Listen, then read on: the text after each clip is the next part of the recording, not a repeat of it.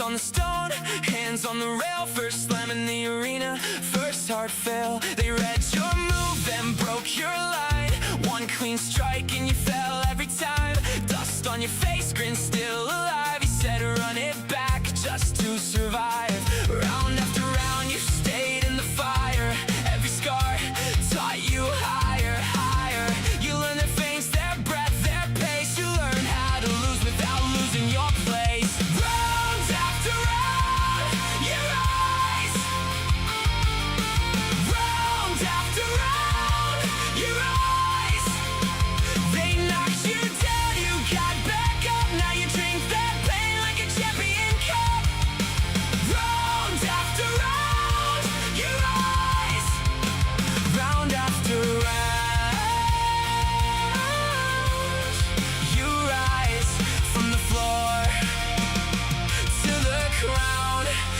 Don't stay down. New scars stacked up on your name. Bad brackets, bad draws, same old shame. Your Illuvial shook, then stood again. Little by little they learned to win.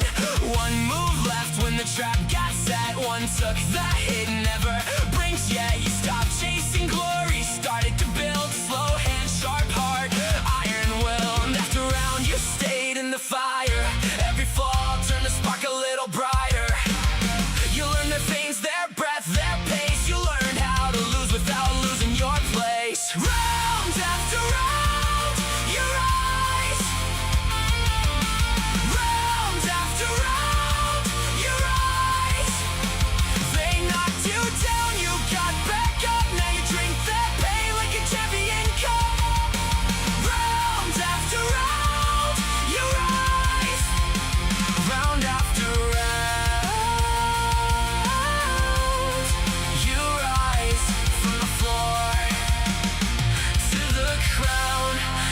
Don't stay down. Long nights, long walks back, salt in your mouth, cracks in the track, then one clean break, one perfect call. Your team moved like one and they took it all. No more panic, no more please, just calm in the blaze, eyes on the keys. The crowd went wild when your name hit high. You looked at the ring like, this is mine, mine, mine. This is mine.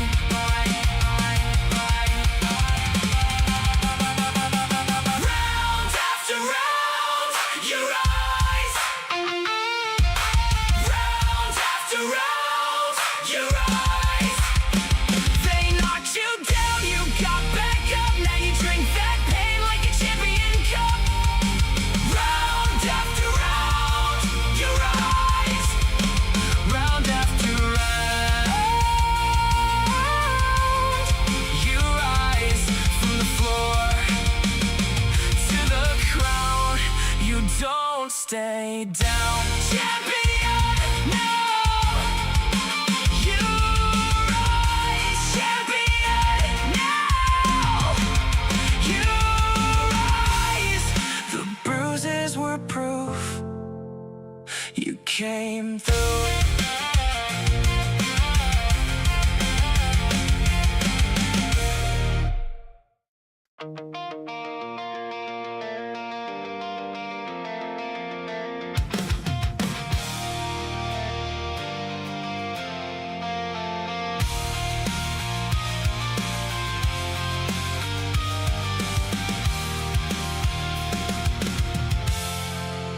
I woke up to the refinery glow, feeling my hands still running low. Blueprints stacked on the bench again. Every new fix just leads to 10. Walls go up, then the hunger grows. Another upgrade, another load. I built this place with my own two hands. Now it keeps asking me to stand. I'm tired, but I'm still here, counting every scrap I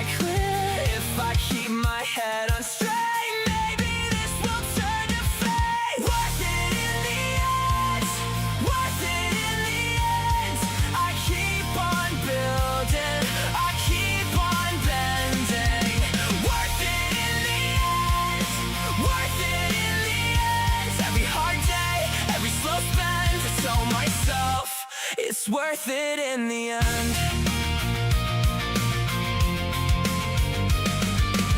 Gather the fuel at the edge of town, drag it back when the sun goes down. Research lines on a cracked up screen, chasing what this whole thing means. I upgrade one, then I need two more. That's the kind of life I can't ignore. It's frustrating, yeah, I won't pretend, but I'm not leaving this halfway build. I'm tired, but I'm still here, counting every scrap I clear. If I keep my head on straight, maybe this will turn to fate. Worth it in the end, worth it in the end. I keep on building, I keep on bending. Worth it in the end, worth it in the end. Every hard day, every slow spend, I tell myself it's worth it in the end.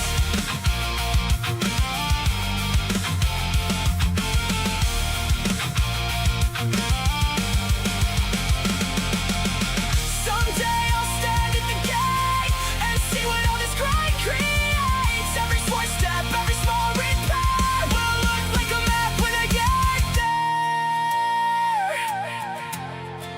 there. Worth it in the end.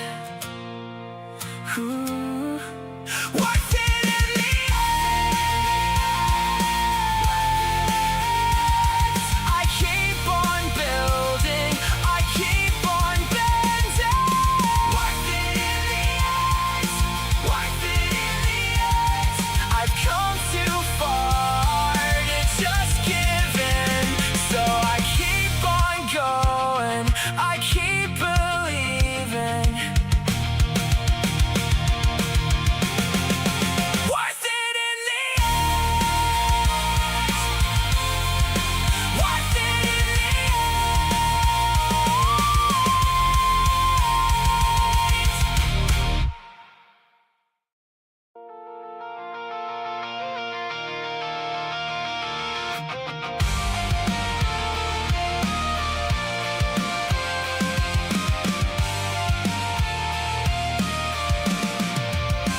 Out in the wild grass, you froze my breath. I saw you move like a living myth. Bright-eyed storm with the blade thin frame. I said your name like I knew that flame. You turned your head, I held my ground. No crowd, no crown, just that heart pound sound. I read your steps, you read mine too. One wrong move and the sky split blue. Then you came in close and you pulled away. I sent my drone on the edge of the fray. Your pulse ran hot, my hand stayed steady.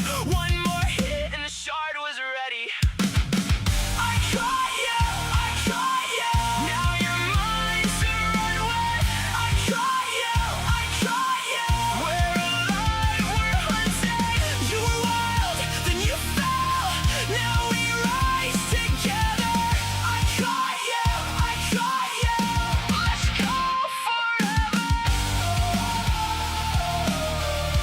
Let's go forever. The wild side flashed with the broken roar. You kept coming back, then you asked for more. My drone spun fast through the dust and spray, while your last wild spark kept fading away. Then the final flash hit clean and white. Your whole shape folded into light. I held my breath when the seal went tight and the whole world cracked into flight. And you came in close and you pulled away. I sent my drone on the edge of the fray. Your pulse ran hot, my hand stayed steady. One more hit and the shard was ready. I caught you, I caught you. Now you're mine to run with. I caught you, I caught you. We're alive, we're hunting. You were wild, then you fell. Now we rise together. I caught you, I caught you. Let's go forever. In my palm, your spark. In the dark, your sign. Every road we take from here will be yours and mine. New maps, new fights, new storms to chase. You and me, no time to waste. I caught you, I caught you. Now you're All right, hello, welcome everybody to the stream. It's been a little while. I've missed you guys. It's not like me to be going 4 or 5 days without streaming, but it's been a very productive couple of days. I thank you all for your patience with me, especially yesterday. I was originally going to be doing this stream yesterday, but unfortunately some stuff came up that slowed me down a little bit. So I definitely do apologize for the delay, but here we are finally. Better late than never, but we're going to get back into our regular schedule starting today and going on forth into next week, which of course for today, it's going to be an ever so slightly late edition of This Week in Illuvium. Of course, we're going to be covering all of the Illuvium universe news or updates that happen to have come around, any sort of community highlights as well at the exact same time we'll be going over. And just a quick second here. Of course, good to see everybody as well. Kevin Hawthorne, good to see you. Good afternoon. Big Man JB, good to see you as well. Hope you're not working too hard, especially if it's hot as hell outside like it is over here. If you're stuck in a factory or something, I imagine that's got to be diabolical. So I hope everything's going well over there. As I'm going to get right into the first topic here for today. It's something that has not necessarily gotten its own announcement, so to speak. But to be fair, nowadays, Deathmatch doesn't get anything in regards to announcements, even though changes are happening very, very frequently. So I wanted to touch on this with everybody because I feel like it's kind of gotten slipped under the radar and could potentially change people's mindsets on how they view the game, because of course this Illuvium Deathmatch as a whole was meant to be the risk to earn game here in the Illuvium universe, where you'd be putting your money in, whether it be through the entry fees or whether it be the Illuvials themselves. That would be your ante in to try and win some money back, try to win the jackpot. That was also a withdrawable currency that you can bring into real world currencies. However, it's gotten completely changed now, at least here for standard and for both modes. So instead of this becoming a risk to earn game, this is basically turned into risk to reinvest, which is really strange to me because the jackpots have been transitioned over to bones for some reason here. Not sure exactly the full justification behind this, but I noticed this changed just a couple of days ago. And of course, even with the jackpot itself, it is a much lower amount overall. So with bones being, let me tell you why this is important. So with bones being the currency now for the jackpot, all of those players or that could have potentially come in, tried to pick up a couple of Illuvials, tried their luck at hitting the jackpot or something along those lines, well, and like get the jackpot and then potentially withdraw, that is no longer the case because bones cannot be withdrawn. When you go to the withdraw menu, it only talks about your skulls. Bones have never been, and looks like continue to not be, a withdrawable currency, even though of course there has been the change to actually let you buy bones directly. There is no option to withdraw. So as it stands, a big outlier, I imagine, here with the switch over to bones is that of course you can't win the jackpot anymore and then cash out. That is no longer an option. You have to use those bones within the game, which of course there is many options that you can still do. And for the heavily invested or heavily super fan, so to speak, a power user of Illuvium, if you will, to use a coined business term. If I'm a power user of Illuvium, there's stuff that I can do still. Like I'm going to be able to bring those bones, turn those in the pack, so openings, of course. I can resurrect the challenger or use any of the boosters. However, for a casual gambler that wants to come in and try and take a swing at the jackpot, this, I imagine, just destroys the experience for them. However, I don't know exactly the data in regards to what our player base is currently looking like here. I know when I look at my the past results here, majority of the people I see on these lists are power users of Illuvium, or people that I've seen in Illuvium before, like say Sword Art, for example, where they've been around before, but they I took some time off or something along those lines.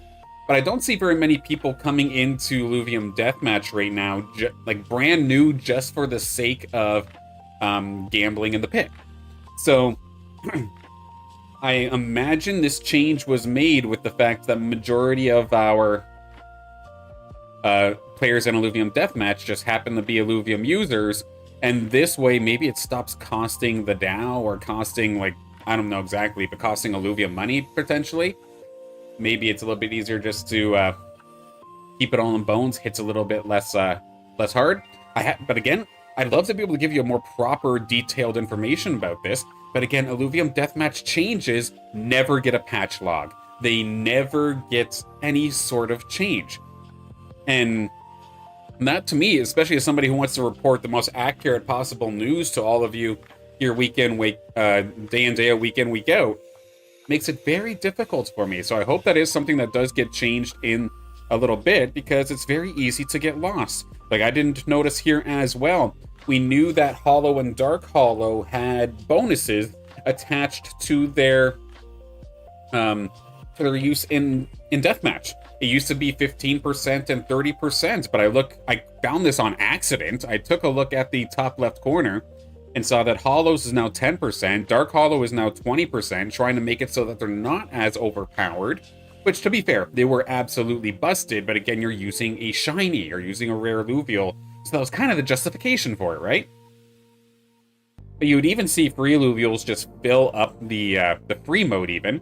And one thing to note as well, it doesn't say anything about the Hollow and Dark Hollow chances on the free mode, but they do still apply, even though it doesn't actually show on the text. Got the confirmation there from Neil just yesterday. So that's not a thing that's changed, but lots of change, or a bunch of changes still, pretty critical changes here towards the way that Deathmatch is perceived at the same time, but not a single word has been said about it. We'll go over these results, and not the results, but the jackpots in the next little bit here as we go into the Deathmatch Stats side of things in just a second.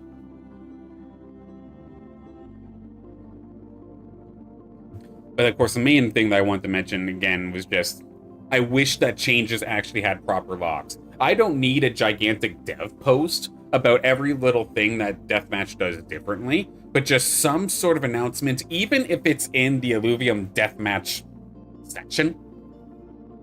Just something where people are paying some sort of announcements. Like, I don't understand why Illuvium doesn't want to actually use their announcement section more aggressively, because it just makes the game feel alive. I genuinely don't understand, so I just wish it was written down somewhere that we can figure out where all these changes were. In regards to Deathmatch Stats, though, since the change to the Jackpot Winners, let me see if I can hop on over and scroll this down a second.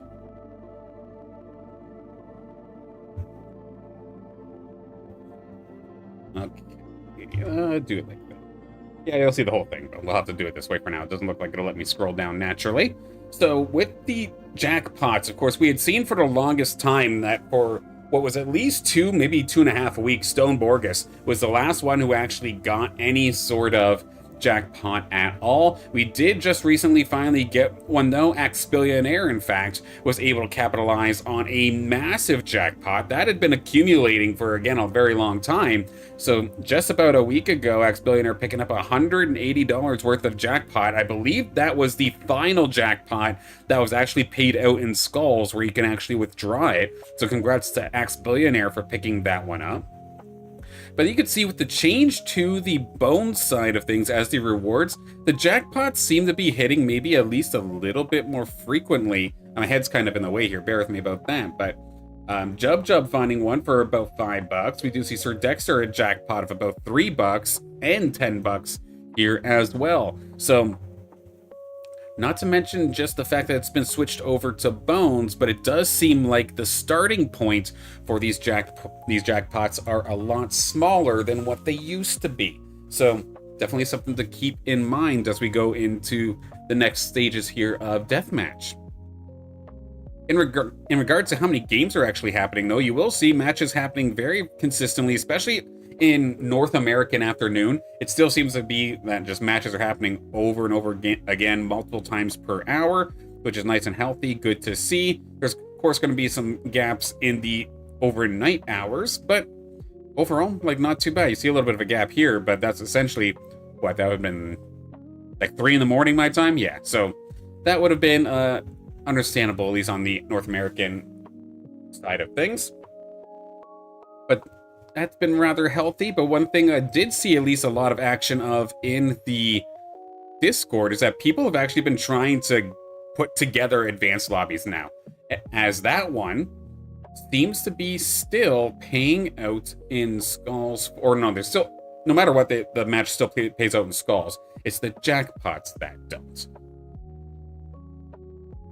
And with a couple of matches, or like over the last little bit, like maybe 1 or 2 matches a day, we went a very long time without Advance having basically a single match. So it's nice to see this actually get a little bit more active. And we'll go over the stats, or at least the leaderboards for Deathmatch in just a couple of minutes when we're in the leaderboard section. Is it gonna let me see the jackpot? Nope, no jackpot yet, as that has actually not been claimed yet. It's still going to be in bones, but that one's starting at about 12 bucks, it looks like. I'm very quickly gonna hop on through in just a second. We're going to take a look up next at some of the stats surrounding Deathmatch, of course, in regards to what's been burned, what's been killed off over the last little bit. Let's hop on over to Ratty Daddy's Deathmatch Graveyard for the hookup here. So about this week, or Wednesday of last week, we were at about an all-time burns of about 537,000. So as it stands right now, we're at about 560 or 568,000. So just above about another 30,000 worth of Illuvials have been killed off over the last 8 days. You'll see the last 7 days stat. Where did that go? By chance, I always manage to lose it. Right there. So over the last 7 days in particular, just under 26,000. But since the last time we reviewed it, lots of Illuvials still getting killed off, especially a ton of the low TPI and a lot of tier 1s and tier 2s. Heck, even tier 3s getting a little bit of an increase over the last little bit. Of course, this in the bottom right-hand corner by my head, the all-time burn amount for tiers, with tier 1 vastly just outburning essentially everything, which is to be understood considering those were the most common. Even though tier 0 is a thing, more people just had tier 1s. In terms of the most burned lines over the last 7 days, we can take a look at that. Lynxes are back on top. They had 1 week off basically, and now they are getting absolutely cooked. So they are going to be there alongside the rest of our tier 1s as usual. No other major outlier in that regard. So Lynxes and tier 1s continuing to be the most burned Illuvials. In regards to the players killing off the most Illuvials over the last 7 days, we do see A to the G by a long shot going to be leading the charge alongside Junior, and Mothbach or Monster going to be right alongside them there, with A to the G leading the charge with 4,700, almost 4,800 Illuvials killed off. We then do see RattyData actually making a little bit of an appearance here in Deathmatch, going to be just under 2,000 in that regard. There. Now my forehead's not shiny. There we go. Well, I mean, it's still shiny, but not see-through anyway. Jub going to be up there as well, alongside Matango, Inspiring Doka, and Killer Sloth, rounding up our top player, or our players with the most deaths in Illuvium as of the last 7 days. In terms of usage, in terms of how many people are actually playing, we are now up to the point where there's about 140, well, not 140. There's 470 players currently signed up for Deathmatch, with about 50 players active in the last 24 hours. We had a little bit of a dip a couple of days ago, but I then think that the change towards the bones potentially sees a little bit of an uptick, or maybe it was because we're getting a little bit closer to that leaderboard end of the week kind of scenario where a couple more people started coming on through. But there was a bit of a downtrend over the last month. We'll have to see if Deathmatch can pull their socks up a little bit and continue to provide the experience that players are looking for. Considering this is an odd spot between gambling but a game at the exact same time, it's a hard tightrope to have to walk across. So I definitely do not envy Nil and the rest of the development team to try and pull this one off, but we'll see where it goes from there. we did have a handful of activities throughout the arena over the last little bit. Of course, one thing, I don't have it on the sidebar here, but I do want to take a look at it real quick, of course, was the fact that we did on Saturday host the RattyData tournament. The finale, we streamed that one on my channel. Was again a lot of fun. Thank you, Bondaddy Ratty, for asking me to commentate that and stream that one. Of course, we saw last month Bart from Atlas was able to get the win, and that is not going to change here for this month. Once again, very consistent. They did not fall off the podium once throughout that entire tournament, or the entire final in the best of 3. So a nice play here from Bart to once again take the win here and score themselves a bunch of Illuvials and I think a few Illuvitars as well. Nariba with an incredible performance, especially the first and third game, which is awesome to see, because I know Nariba, if I was thinking back to the Motorverse Cup, they made, I believe, the final matchup, but they kind of got cooked a little bit, but they are right back into the swing of things in regards to being a threat here into the arena, with a solid second place finish here in the RattyData finale. Same thing here with Wolverine. Was able to get a pretty epic pass here onto Draknian at the very last possible second with the win in the third game. Drak, of course, was playing with, again, any sort of competition, unfortunately, here for Drak seems to be in a massive time zone disadvantage, but yet they still managed to come on through and pull it off rather nicely, getting a 4th place here. Unfortunately, just outside the pricing, but still a very respectable run here for Drak. Respectable here as well here for Thanatos after having an overall pretty solid run. We saw them do very well in House League the previous Friday. Here, they were essentially right in the middle for the majority of the events, 5th, 3rd, and 5th respectively. Zyfet nearly had something going on here. They absolutely cooked in game number 1, getting the victory, but then I don't know what the heck happened. Unfortunately for game 2 and 3, just kind of fell off a cliff, so to speak, with a 6th and a 7th respectively. But still, valiant effort here from Zyfet and everybody, of course, here. Hector from Mad Dogs did end up getting 7th into this one as well. Relatively decent first game, but the second game was absolutely abysmal because everybody was contesting things that he was going for. If I recall correctly, they were going for Rogue. And that was kind of the story of that tournament, oddly enough, because there were so many people fighting for Slashin'. It felt like old IPL Illuvium again. And Hector had literally everything but the Penguins. They were stuck on Slappin' for so damn long in that game. Not even getting up to the middle stage evolution. They just could not find even the Stabbin'. And that was definitely very, very frustrating. You see the dash here on the right-hand side. They absolutely tapped out going into game number 3. Definitely understand the frustration there from Hector. And then Nocacho, unfortunately, going to round up our squad here, but always a valiant effort here from Nocacho. Had a rough first 2 games. So able to bounce back a little bit here in game number 3. But looking forward to seeing what Nocacho does in the next couple of events. Of course, we still have monthly events here with RattyData. It's a weekly thing as well that is, in fact, currently ongoing. They always have their couple of time slots available. Looks like the next one is about in 2 days, because I think one just actually finished actually right before I had made this stream. So that was pretty close here. Bart and Wolverine, actually, this is the one that just happened like just a couple of moments ago. Bart and Wolverine literally head to head there for the pricing in that regards. That's a pretty crazy one with Hector. There you go, Hector up into the top 3. Drak is here as well. Thanatos, Zyfet, and Droa, which I'm sad. I wanted to see Androa. They had qualified for that top 8, but just couldn't make the actual finals. And then Nocacho and Bondaddy Ratty going to round up. And then rounding up the top 10, actually, Mothbuck's in there as well.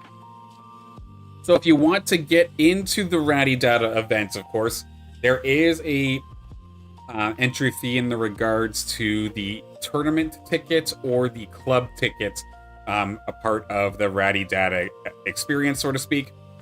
I think the tournament one is like the cheaper option, but then the club one is a little bit more of a premium, but it lets you use more of the tools on the RattyData website.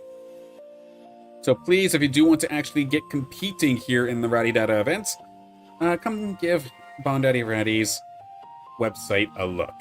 I have said Ratty more in the last 5 minutes than I have like all month, I swear to God. But of course, we do then have the arena meta to take a look at. We did not get a balance patch this week, but there was one thing I'm just going to even just mention here. Even though there was no action patch-wise, I still need to give massive credit to Perry, because they just came out and straight up said, like, no patch this week, looking for more data, let me know what you think. Transparency, peace of mind, that we know that they're looking, but there's just nothing that we can move on right now. And that's good. Again, for the longest time with Illuvium, their biggest positive thing was that they were super, super transparent about everything. That essentially fell off a cliff in 2026, but it's nice to see at least a little bit of that showing back up here through discussions in the arena side of things, at least.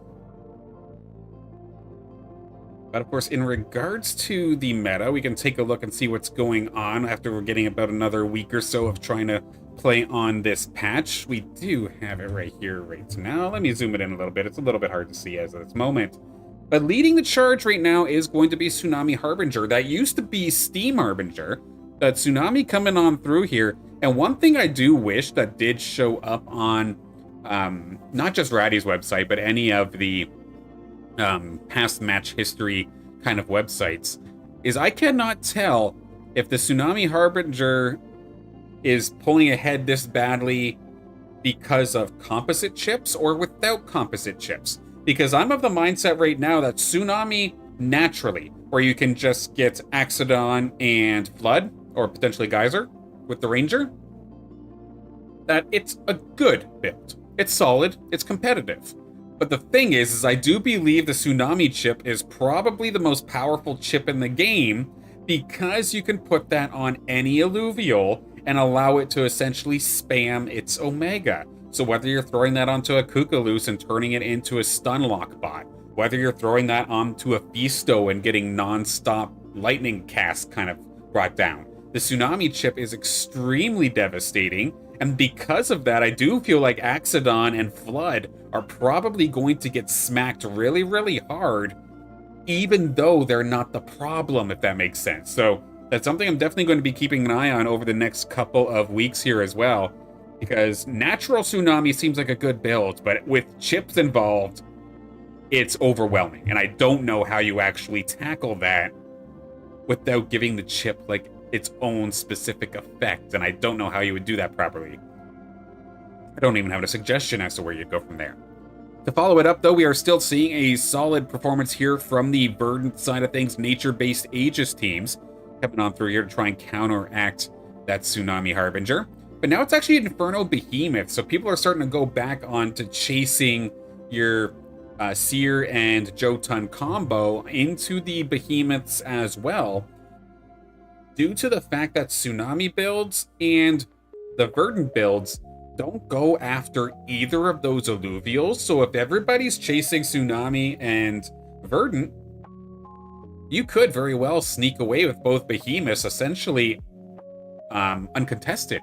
It'd be up to other people who are maybe trying to play air, something along those lines, to try and contest you. But let's be honest, you're probably dead because you're playing air. So we'll have to see this. We do see Inferno Arcanine still up there, but it's followed up with a new one, actually. This is a new one to me. Toxic Templars coming into the A tier here, and it looks like it's the remnants of a bit of a mixture of water and at the same time, of course, nature. Of course, that is toxic, but you're getting a lot of firepower at the same time. It's not necessarily a bunker-based composition. Sure, you are utilizing the Archelion and the Blotto, but you're getting a lot of decent firepower here. Adding Rip Lance into this, which most people that are going for Tsunami Harbinger, unless you're big man JB, don't actually go full on for Rip Lance. They would rather look for the Umber instead. But we're going to see the Rip Lance come on through here. Rai as one of the Templars to come support. You see Blasonite potentially as one of the Templars to support here as well. But you're going into Inferno, like, Phantoms at the same time here with Rampfire, Monarch, and then just having the Granite duo of potentially a Titanor and a Seeforus. So Toxic Inferno Templar is a nice little mixture between essentially all three of the top teams, but I imagine it gets run over if chips are involved. I'd have to see that in action myself. I'd really want to see that. We do have Inferno Arcanite coming on through, the tried and true, and then the talk of the tournament, at least to me, was the fact that Verdant Vanguard seems to be on the rise, like big time, like straight up moonshotting, because it is doing a fantastic job in competitive scenes. It seems like we have a lot of players now completely willing to go for it, very similar to what we saw in Illuvium Pro League, where there'd be 2, 3, sometimes 4 players all trying to make rogue builds, which is of course very scary, because while you can have 2 Slash-ins and 2 Maluras fully evolved on the field, RNG has to fall your way for that to really happen. So it's a scary way to play, but if you pull it off, we've seen some players absolutely run over some of the top teams right now with the classic Verdant Vanguard. So rogues are back in a very, very strong position. I'd argue that putting them in A tier is actually a little bit of an understatement, because what I'd argue is that Verdant Vanguard should probably be right up here behind Inferno Behemoth, but the only reason that it's not is because all of the bots in, I don't know what it is about bots currently in this current iteration of Illuvium Arena, but if I had a lobby of 7 bots, 3 of them are playing rogues. And I do not know why they're so rogue heavy, but I'd argue that's probably knocking down this stat a little bit. It's making it tougher for players to play the team because the bots are going for it. And then when the bots are playing it themselves, they aren't necessarily as powerful because they're not putting them in the right spots. They don't have the strategic know-how. So keep an eye on Verdant Vanguard, because I do believe it should be up in S, probably right behind Inferno Behemoths. Speaking of Behemoths, we're seeing Steam Behemoths coming on through. That's a new one here for me. Going to take a look at that as well, where this is a little bit of a Harbinger kind of way that you can go here if you go for the Sprout Guard, but you can go straight into having more Behemoths if you have the air side of things. Galewind Bow coming on through here. And then, like I was saying before, the Behemoths seem to be kind of left alone by the Tsunami and the Verdant style. So we will be able to grab those Behemoths a little bit easier. Awake Darkness, good to see you. Hope you're having a fantastic day. GG's earlier also, by the way. Granite Invoker coming on through. I've never tried this variant, oddly enough, with the Shadow Maul. So an interesting little spin coming on through this time by, relying a little bit more on the Magma Duo and Behemoths at the same time. In fact, this doesn't really look that Invokerish at all. It's when you look at the Earthgrass Scepter where this starts to look like something that I would build a little bit. Interesting use of the Kukaraf in there for a little bit of extra support. And then for the first time, I'm seeing Frost Colossus actually coming on through here as an interesting build using the Tempest Lance. So getting locked in with the, it's literally just the Caradullox, that's it. So no Gnarl or Titanor involved with this either. It's just a different spin on essentially a Behemoth build, but with the Frost side of things. So Behemoths are on their way back, I do feel like, to try and give these S-tier teams a run for their money. And I really want to look forward to seeing how things go with this new season that just, of course, happened in Illuvium. Everything else down here in the B team is still, of course, absolutely awesome builds, but don't necessarily have the wins to really bump them up as of yet. Steam Invoker, that's a personal favorite here of mine. Spore Enchanter, that looks like a cool, fun one. But we are, for the first time, actually seeing a dedicated Phantom team get onto this list at all, which is interesting to see. For the longest time, we've never seen Phantom-based teams ever actually make it onto the list. Well, it's here now. A couple of other possible notes to note here as well. Spore Revenant with the Anteater style of rogue is still potentially decent. Mud Berserker, the tried and true high-risk play, you can do that still and be okay, it looks like. And then Mud Invoker, that is an interesting way to try to play that as well. Considering you're rolling so heavily at level 5, you might as well pick up Seeforus while you're there as well. So, interesting to see all around.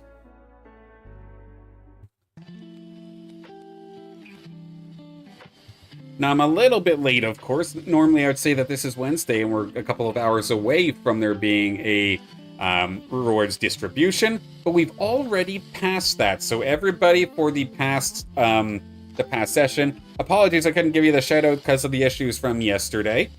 But of course, go double check your rewards dashboard to collect any of your winnings from that moment, or from that week rather. So we can take a look and see where everybody's standing right now. I'm going to start off with the Illuvium 0 side of things. Actually, there might not even necessarily be a huge point to doing so, since we're just getting started, actually. But I'll give the shout out anyway. I don't want to neglect 0 more than it's already been neglected, so let's hop on over and take a look at our leaderboards right here, right now. The only one doing some major burning off of the start here is actually going to be Teresa, which, to be fair, there's here at the top of the boards essentially week in, week out. So hopefully here for Teresa, we do see some additional Ethereum go their way in regards to some of these weekly rewards, with it being still super early into this session, though, into this weekly leaderboard. That is, of course, still to be determined, but lots of time still. For the meantime, though, to round up our top 10, though, we do have Aldaris in second, Winks in third, Pew Pew Pew in fourth, Genius Khan in fifth, Dr. Green Thumb going to be in sixth, Ancient One seventh, Bassman eighth, Thanatos ninth, and Kaliax going to be in 10th. Taking a look at our Illuvium Beyond side of things, of course, Wave 5 is completed, but we still do have Set 1. Has there been any sort of movement on the leaderboards? It does not look like it, but of course, just to give again the shout out to everybody all the way up here on the Illuvium Beyond side of things, big shout outs again to Alexa for continuing to lead the charge alongside Final Boss, Leader Cola, Hector from Mad Dogs, Jub, Samsara, Hyper Hunter, Bond Daddy Ratty, Stevo, and McSign, rounding up our top 10 for the Beyond side of things. Now, of course, today, it's Thursday, the last Thursday of the month, which means we just had a fresh reset currently in the arena in regards to everybody's rating. So everybody, again, starts off from scratch, 1200. Time to level up once again, do your placements. Who's been getting the big jump onto things, though, right off the rip here? Well, let's take a look, and it's actually going to be Badul, going to be leading the charge from Bart from Atlas and 21 Knight. Antoshino up to 4th, Thanatos 5th, Zyphet in 6th, Weak Jotun going to be 7th, Torux 8th, Test 001 in 9th, and Kira going to round up our top 10, alongside of a couple of people we may know here as well, from it being Hector from Mad Dogs, Kirito, hey, there's me, I'm actually in 13th. I had a fun morning this morning, to say the least. Prowler, Spartek to round up our top 15, and many more still ready to climb. One thing I do want to give the heads up, though, if you're logging in right now to do your matches, remember that there is the split queues. If you're under the rating of 1280, it's like the newcomer protection sort of thing, right? So when you just pass that rating of 1280, there's not very many of us right now above that rating. So if I take a look here, yeah, there's about 35 players right now that are above the rating of 1280. So if you pass 1280 and you realize that your queues are taking a little bit of a long time, and they happen to be all bots, it's because we're still in process of getting more players past that rating threshold due to the newcomer protection queue. So any newcomers as well that happen to be playing Arena right now, and then they go up against somebody who's an absolute killer, don't be too discouraged as well. They won't be in that division for very long. They might mess with you that one game, but they'll be out of there sooner rather than later. So keep pushing, keep trying. Next up, going to be taking a look at our top sales for the past 7 days. Last week was a pretty quiet one, all things considered, but I want to take a look this week and see if we have any sort of changes, any sort of luck. Get that situated right here, right now. There we go. With our top sales, our top 25 Illuvial sales over the last 7 days. 9 hours ago, there was this geyser just picked up, just missing some Omega power, to be completely honest with you. A nice 86 TPI going over to Akabono. Congratulations. Pheasant, good to see you. I hope you're having a fantastic day, mate. Up on the right-hand side, you can see that, right? Yeah, okay, you're good. All right, we have a beautiful twine actually getting picked up here. It is essentially perfect because movement speed is not a big factor here with twine, with it being a frontline tank. So a perfect 95 TPI. This one's going over to Hogan for just under 15. Nice one, Hogan. This Riplance picked up fresh, hasn't gotten any levels into it just yet, still level 40, but it's just above 15 bucks. 90 TPI, just missing a little bit of Omega power, and this thing would be an absolute killer. But that one going over to Kira. Okay, you're not in Link's League anymore there, Kira. Holy hell, nice upgrade. We have a Dark Hollow coming, or you're not in Caribou Cup, rather. You're probably in Link's League now here, Kira. We'll see. We'll have to do the scans later on when it's House League time. But with pickups like that, you're on the move up. Nicely done. Dark Hollow Kukara for just under 16 bucks here. Got a level into it here as well. So this is telling me that it might not be just sent to the deathmatch for 80 TPI. It's going to be Sergio picking this one up, which now has me second guess myself. Maybe that is a deathmatch burn. We'll have to see. We have this awesome Lolura coming on through here for just over $17. 94 TPI onto that one, just missing some resistances. And Kira's going to be picking up that one here as well. Beautiful pickup here, Kira. This looks better than Pal World. Hell, that's what I love to see. I love Pal World, don't get me wrong, but I still have so much more hope here for Illuvium, especially when Obelisk Rising comes out, to finally get the full picture here together. It would be an absolute dream to see it one day go to console. Let's figure out the game first, get it all situated on PC, then let's see what we can do to get this on the console. That'd be an absolute dream. I completely agree. Plaza Knights. This one is a beautiful one. 87 TPI onto this one. Double checking that was the one from Kira. So the Plaza Knight here, 87, just over 17 bucks. This one going over to Antoshino. This little bugger's been just disrupting my invokers for the last little bit, haven't they? Nice pickup there, Antoshino.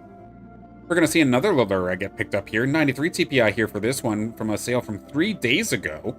This one for 1820, going over to Prowler's second account. Nice pickup, Prowler.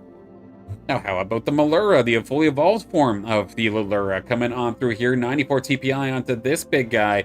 Level 43, so this tells me it's actually seeing some arena battles for just under 20 bucks. It's going to be Kira picking that one up. Nicely done. A beautiful Furiox here as well. Offensively beautiful and not too bad on the tanky side of things either. For just over 20, Prowler picking that one up. Nicely done, Prowler. Rampfire, the big guy, coming on through with maxed out Omega power. This one will absolutely blow up your corner, and maybe this is why we're starting to see a little bit more Phantom use. Possibly if somebody got themselves a brand new fully evolved Pterodactyl. Well, how about this one? Again, 81 TPI going over to Akabono. Congratulations there. We have some level 60s incoming, so these are essentially, I'll call them maxed out, but essentially getting up to level 60 is when you know it's essentially competitively fit. The levels going past 60 are possible, but it takes just as long to go from 60 to 61 as it does to go from 1 to 60. So, similar kind of situation to what you would see in a Call of Duty game, where you hit max level and then you prestige back down to level 1. It's kind of a system like that, but there is actually some stats that do go alongside it. It's not just cosmetic. So, the fact that we're seeing a couple of these in the 60s, this is just essentially the start to their journey, in my opinion, because they are going to get just so much stronger. A perfect cling going over to Mr. Cat for $24.50. We did see this Virtuous Floor Links. Hello, beautiful. This thing is absolutely gorgeous. Just missing some resistances for just under 26 bucks. This one also going over to Mr. Cat. Nice pickup.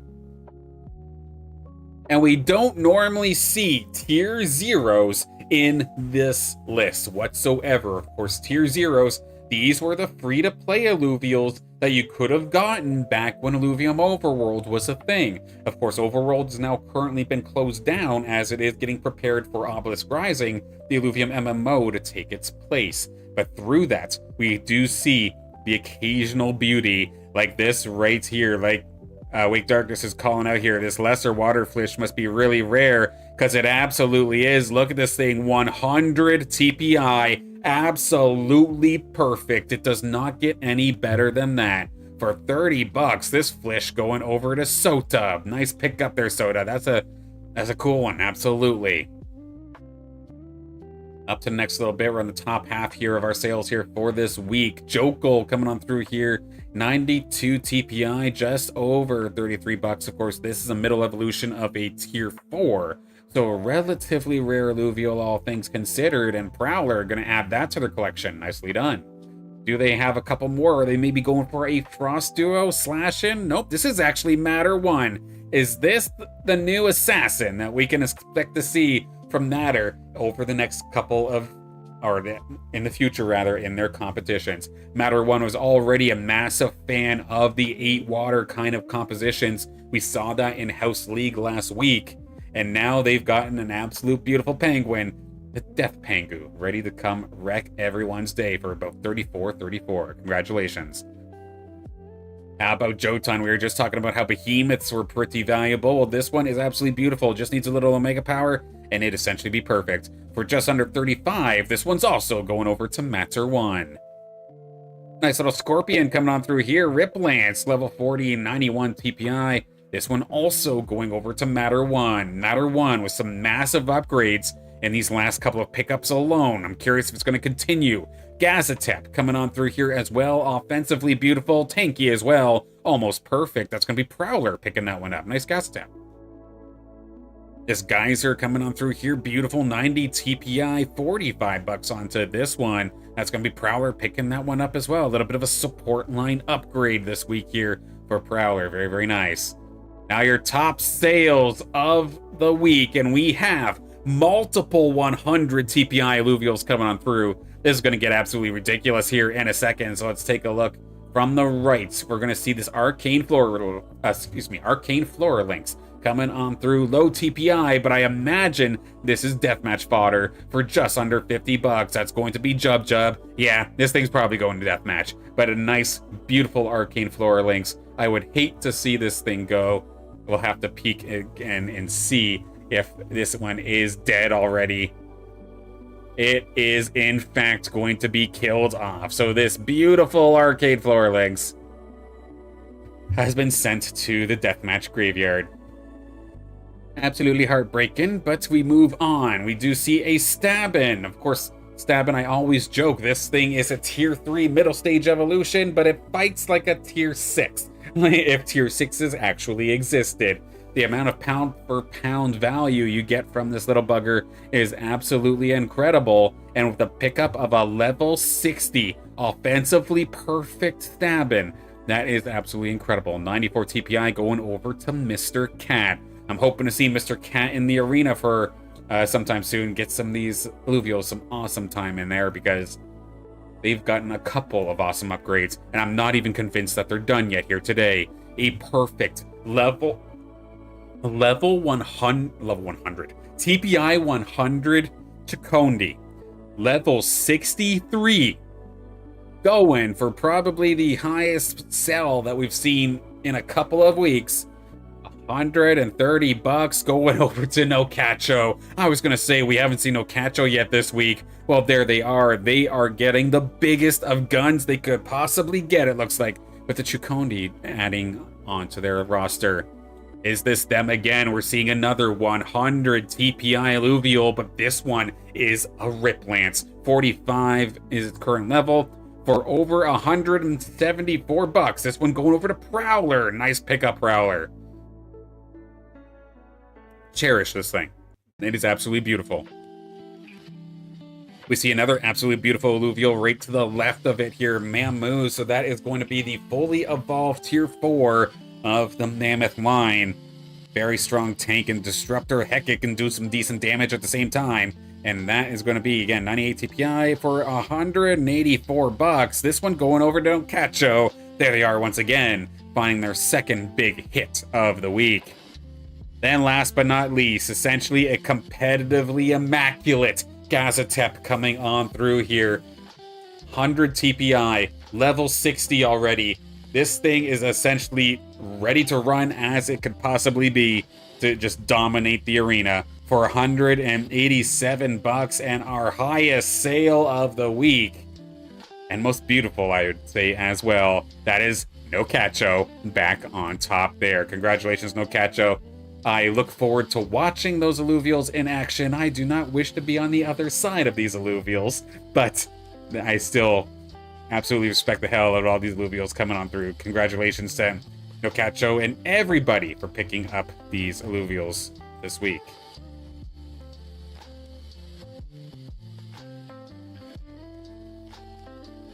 Absolutely, Besan. Good to see you. Would love... I'm not... As I said many times, I'm not necessarily the coin guy, but for everybody who's involved into that kind of thing, I'd love to see nothing but good things for you. So 100%, I'd love to see it rise up sometime in the not-so-distant future. We then do have, for the Illuvium Zero side of things, of course, there is still Illuvium Zero reason to play Illuvium Zero if you're not just strictly trying to get your land built up and ready to go for some time later. I know, at least personally, I've essentially completely stopped playing Illuvium Zero because I don't find there being any sort of point. My entire Illuvium Zero experience right now is trying to make sure that my fuel coffers aren't full and maxed out, and just playing converter tag to try and make sure that I can continue to get fuel. That is not necessarily the funnest of experiences, so I am eagerly awaiting for there being some sort of fun reason to play Illuvium Zero, but there is still a couple of land trades coming on through that I do want to take a look at. We do have 4 of them here from the last 7 days, where we're going to see this one from Taiga Boreal. This is a tier 1 plot going for just under 30 bucks. That's going to be fantastic Ador, picking that one up. We have this plot here at Abyssal Basin. This one's a tier 2 coming on through for just under 84 bucks, going on over to Kilmer. Good to see you, Kilmer. Congratulations on the land plot.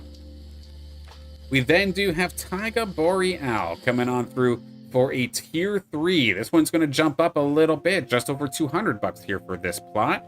That's going to be picked up by the Killer Sloth. Congratulations, Killer Sloth. And then Tipsy Panda, going to be getting our biggest land sale of the week. We are going to see just under 300 bucks for this spot at Crystal Shores. So congratulations, everybody, on your new land sales. Again, I hope that all goes well with your base building, and hopefully sometime in the near future we can have a little bit of fun. Thanatos, good to see you. I hope you're having a fantastic day. Just calculate how many tokens those units would equal to. Pretty crazy. I definitely believe it. It was a pretty heavy spending week, especially compared to the last couple of weeks where it's been a little bit on the quieter side. That is a-okay. Nothing wrong with that, of course. But a nice big jump, so to speak, over the last little bit. At this point here, going to be going over the Silence House Community Rescue. Again, this rescue here is my latest update.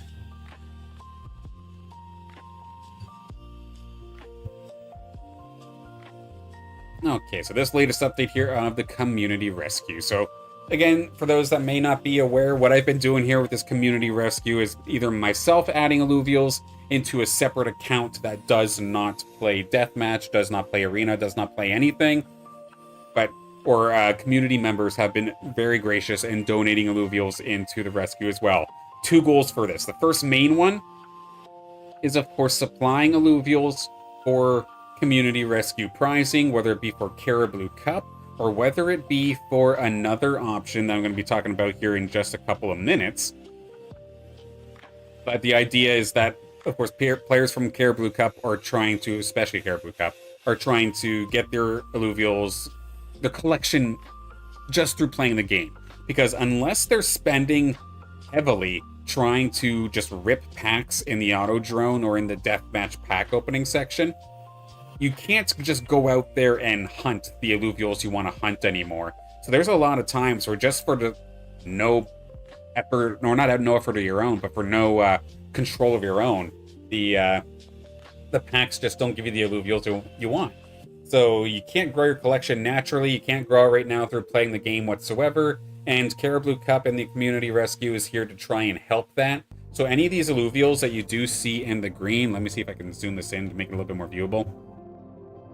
But any of these Illuvials in the green, I have enough of them onto this account that's just strictly there for the prizing and the other factor, of course, that I'll talk about in a second. So, like, we'll rip these packs open, say, for the House League prizing, and then if I see, say, Ethan, for example, still needs a specific Illuvial, we can get them that Illuvial. The TPI might not be great, but you at least have something for your collection. One more Illuvial that's not showing up as a level 1 in your collection, so to speak. Something you could level, something you could call yours. If you want to upgrade it later, you do you. But we can at least get you started right here, right now. And that's what I love about it. And what I love about Caribou Cup as well. So we can get all the newcomers coming on through and get them available to start building their collections. The other usage here of the community rescue is, of course, breeding. One of my most asked for features personally is for Illuvium 0 in particular to have a breeding farm sort of thing, similar to what you would see in Pokemon, similar to what you would see in Pal World, where the parent doesn't die when you do the breeding, but you can make more of that species.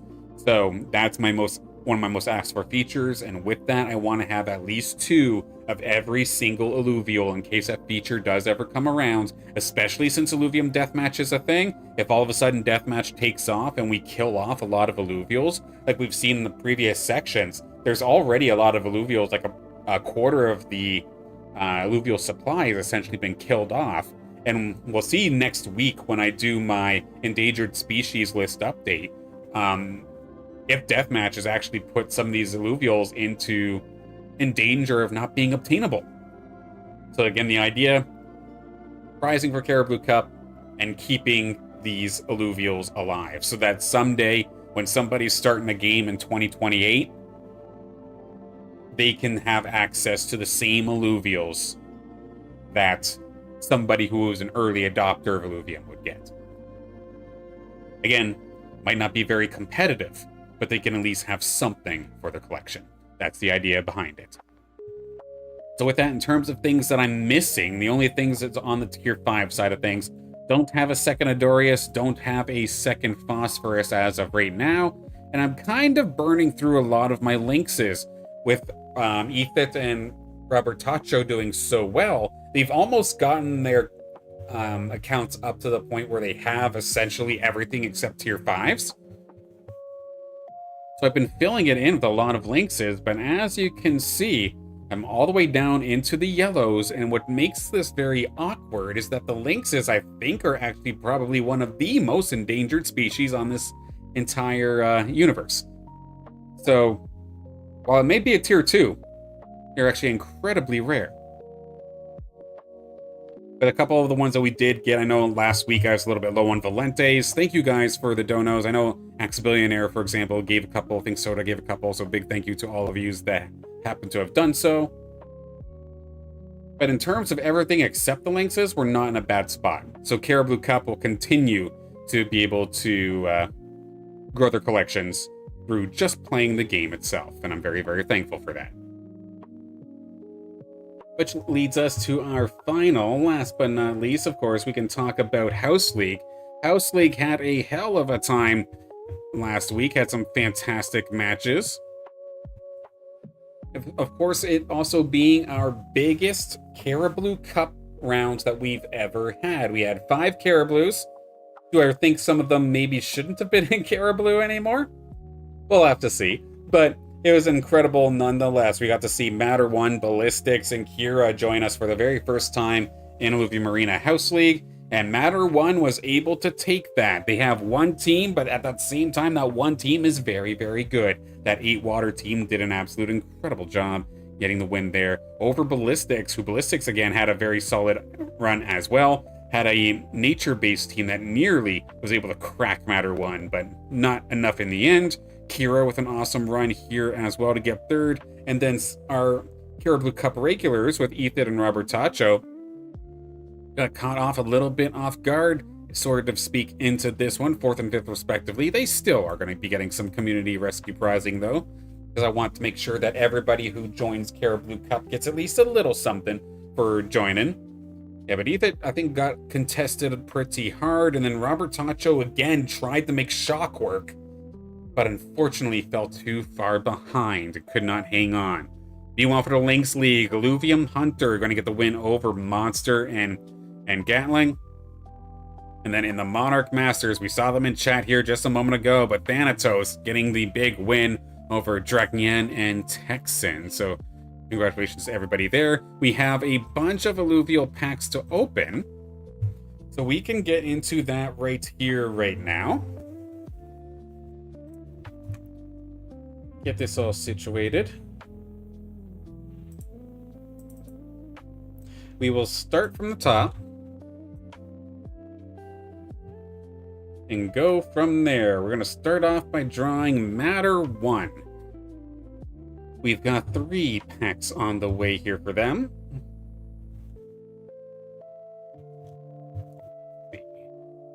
Got lost in my tabs. There we go.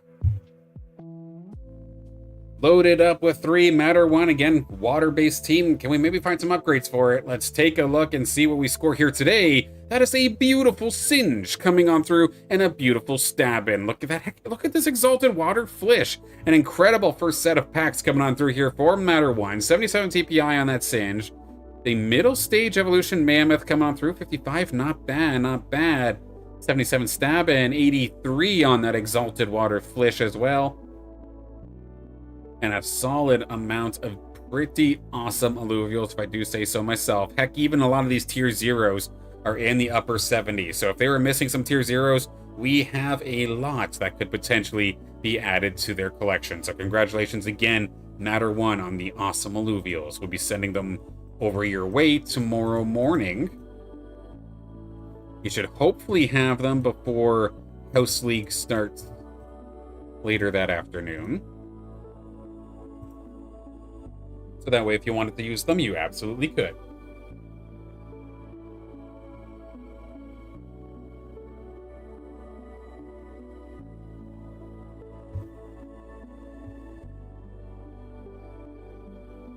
An absolutely awesome way to get things started here. Monster, good to see you. I hope you're having a fantastic day.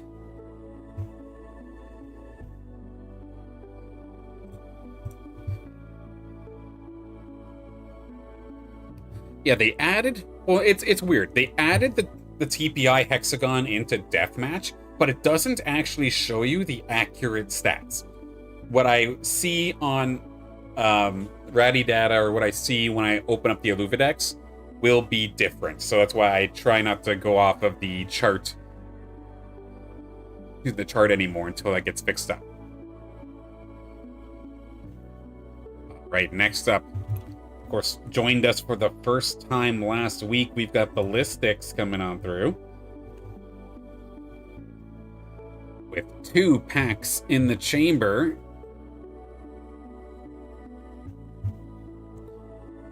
Loaded up. Fire away. Good luck. Let's see what we get. A Gnarl coming on through. A little low TPI, but that's still a pretty rare pull. Solid art taste as well. 6-7 Axodon coming on through there. Where's Axe Billionaire when you need them? There we go. A couple of solid Illuvials overall. Any sort of TPI standouts in this one? Not necessarily, but even finding a little Hollow Atipo coming on through there. So congratulations there, Ballistics. All these Illuvials will be coming your way very, very soon.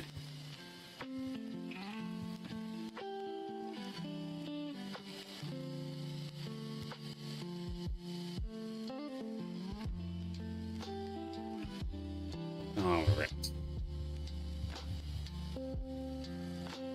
Ballistics is all set. Again, all these, yeah, like I was saying before, all these prizes that I'm opening now will be sent to you tomorrow morning. And then shortly after the fact, for my Caribou players in particular, I will then go through the community rescue and see if there's anywhere that I can help you. Kira, you're up next.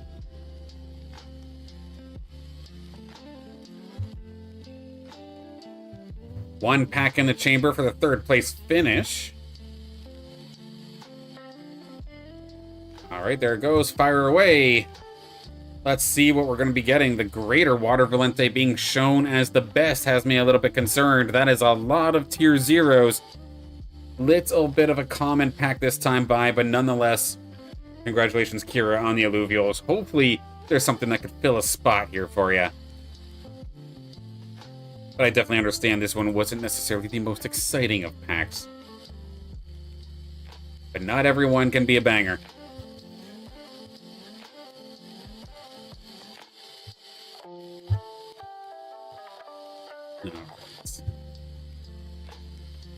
And Ethan and Robert Tacho, we've got to work on your community rescue one for now.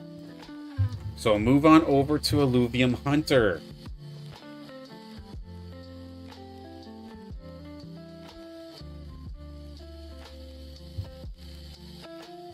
There. Illuvium Hunter with 7 packs in the chamber after a fantastic showing in the Lynx League. Let's take a look and see what we can get them this time by. 56 Illuvials on the way.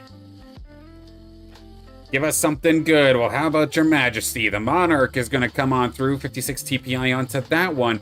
But we do have a couple of lower stage Illuvials that do have some serious TPI. How about the Kling, 82. The Ace, 81. A couple of solid ones into that one. Any other major standouts? We have an Exalted Nature Valente coming on through. Fully Evolved Tier 0. How about a hollowed out Vermilia? Tier 3 hollow there. A hollowed out Lynx as well. Pretty cool in my opinion. In regards to the rest of these though, I don't see any major standouts in regards to TPI. Gonna find a hollow Grocco. Not bad. But a solid couple of Illuvials, especially near the top there. A couple of fully evolved, couple 80 TPI. Not too shabby if I do say so myself. So congratulations once again, Illuvium Hunter.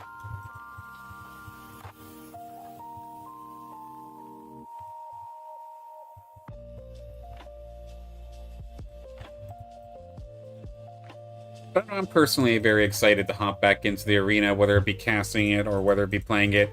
Even today, I had a lot of fun just playing multiple different team compositions, trying to level things up. There was a lot of bots, which was a little bit unfortunate, but it's to be expected at the beginning of a new season. But it is interesting because I truly think as long as composite chips don't show up, that the meta is actually pretty close. There's a lot of things that can be viable, but as soon as Tsunami chips get involved, then things get stupid. And I don't know how you fix that, because Axodon and Flood need the buff. But whatever is being chipped does not.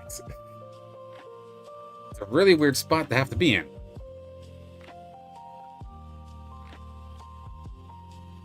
We'll give that a moment here, but in the meantime, hop on over back here.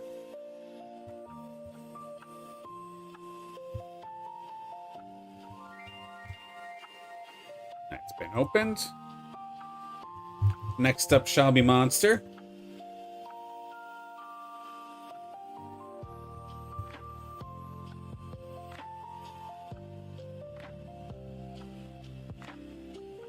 Okay, Monster with 5 packs coming their way after a second place finish in the Lynx League.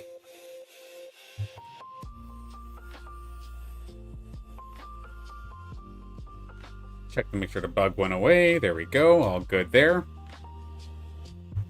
Confirming it's 5 packs on the way here for Monster. Good luck. And let's take a look and see what we got here for Monster. We've got a Blazonite. We've got a Slashin. Low TPI, but still 2 fully evolved Illuvials. Arcane Zephyr Lynx. Seeing a fully evolved hollowed out Lynx like that is definitely a rarity. Nice little pickup, even though I might not have the firepower for cosmetically. That is definitely rare. Congrats there, Monster. How about an 82 TPI Ace coming on through? Nice pickup there as well.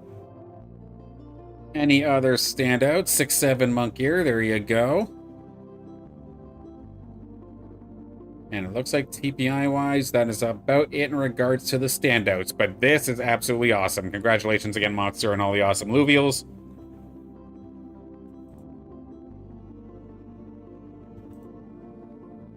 Axodon's rarely used in a real lobby. I absolutely agree.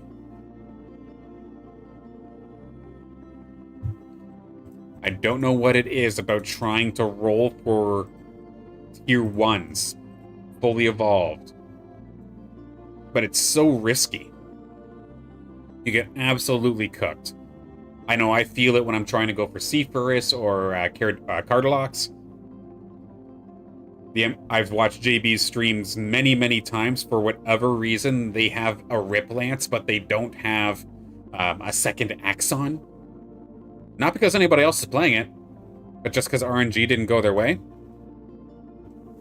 It happens rather often. I don't know what it is, again, about those damn tier 1s. Hey, you're very welcome, Monster. I hope to see you again sometime soon.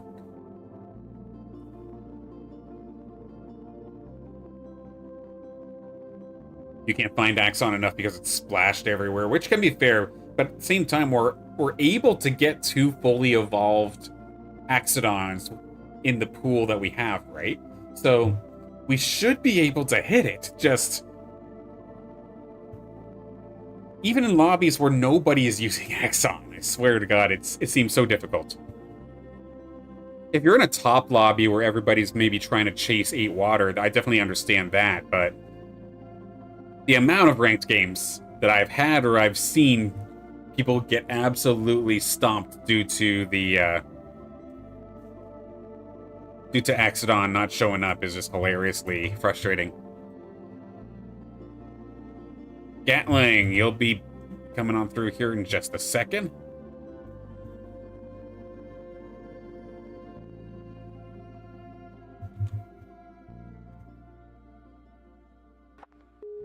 Another veteran of our Lynx League, of course, Gatling, one of the players right when House League first began, getting the first couple wins in the Lynx League. Work didn't necessarily go in their favor for a little while, so we didn't see them for a little while, but now they're back and they're hitting podiums once again.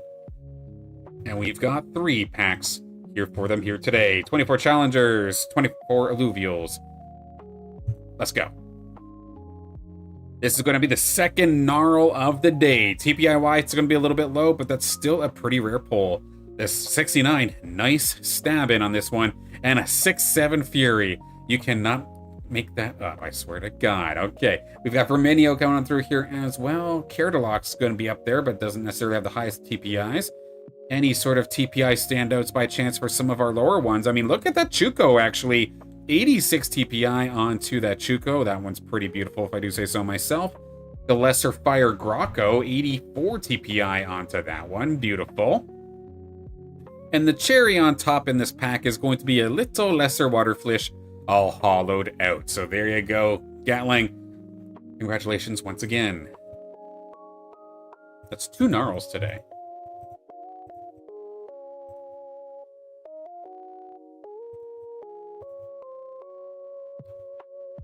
Send these off.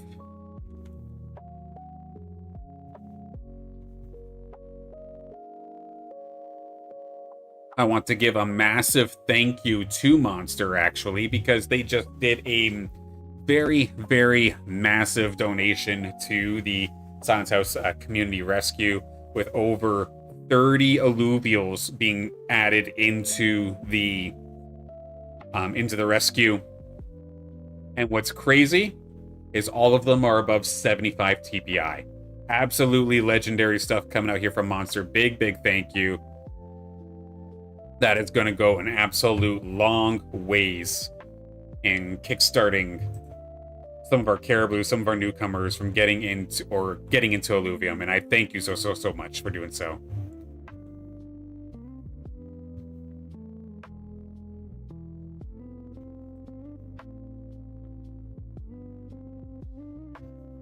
Now we break into the Monarch Masters.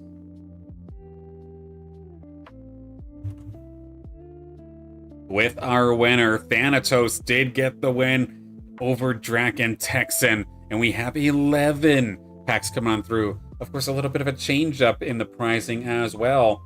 One of the things going into last week's House League that I wanted to try and do is I wanted to make sure that you don't feel punished if you graduate from one league to the other. With the way it was before, for the Lynx League, for example, if you won Caribou Cup, you'd get 3 packs. But then if you got third in Links League, you'd only get 2. So it's kind of punishing you if you graduate into the next division and you're just getting less packs. So I made the adjustment necessary here across all divisions so that at the very least, third place in the tougher division is the same amount of packs as if you won the weaker division. So that way you're never feeling like you're getting ripped off of value.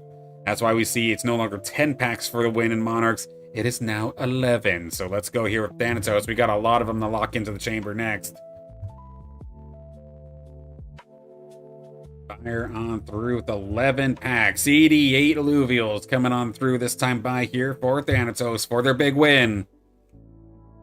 It's going to be tough to find an upgrade for such an immaculate team, but let's see what we can find. We at least got a tier 5 as the mix here with a little foe coming into this pack. The Gnarl, that's going to be Gnarl number 3 here for today alongside a Stabbin. Archo, 77 TPI onto that, not too bad. Do have a Fury, but a little bit low TPI onto this one. Do we have maybe a couple sneaky high TPI Illuvials into some of our lower tiers? We do, in fact. That Lesser Grilla, 85 TPI onto that one. Any other major standouts, though, as of this moment? It does not necessarily look like it, with the exception of maybe a couple of these air tier 0s. Lesser Air Graco, 82 TPI onto that one. Lesser Air Doka, 80 TPI. Heck, even the Lesser Water Valente, 79 onto that one, so not too bad overall. There's a couple of alright tier 0s into the mix this time, including a hollowed out Graco. A Lesser Nature Flish also going to be hollowed out there. So a couple of decent ones here for Thanatos. Again, congratulations. Of course, as always, it does not matter what you do with them here in Illuvium Arena House League. Once you've won these, and I send them over, they are yours. Do with them what you will. Is it going to end up being on your starting roster? That'd be absolutely awesome. Is it going to be used for deathmatch? It is what it is. I hope you get some good bones or some good skulls for it. Or if they go up on the Illuvidex, then best of luck. Once they're yours, they are yours.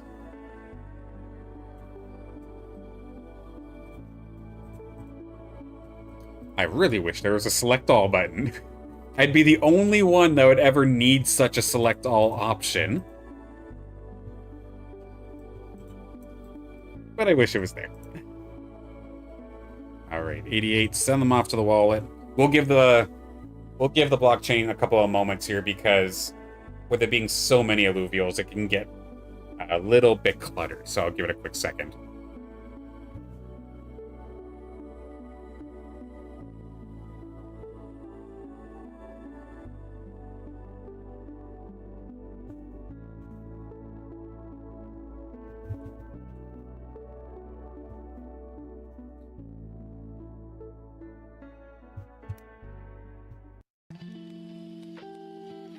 Excuse me. Next up will be Drakian.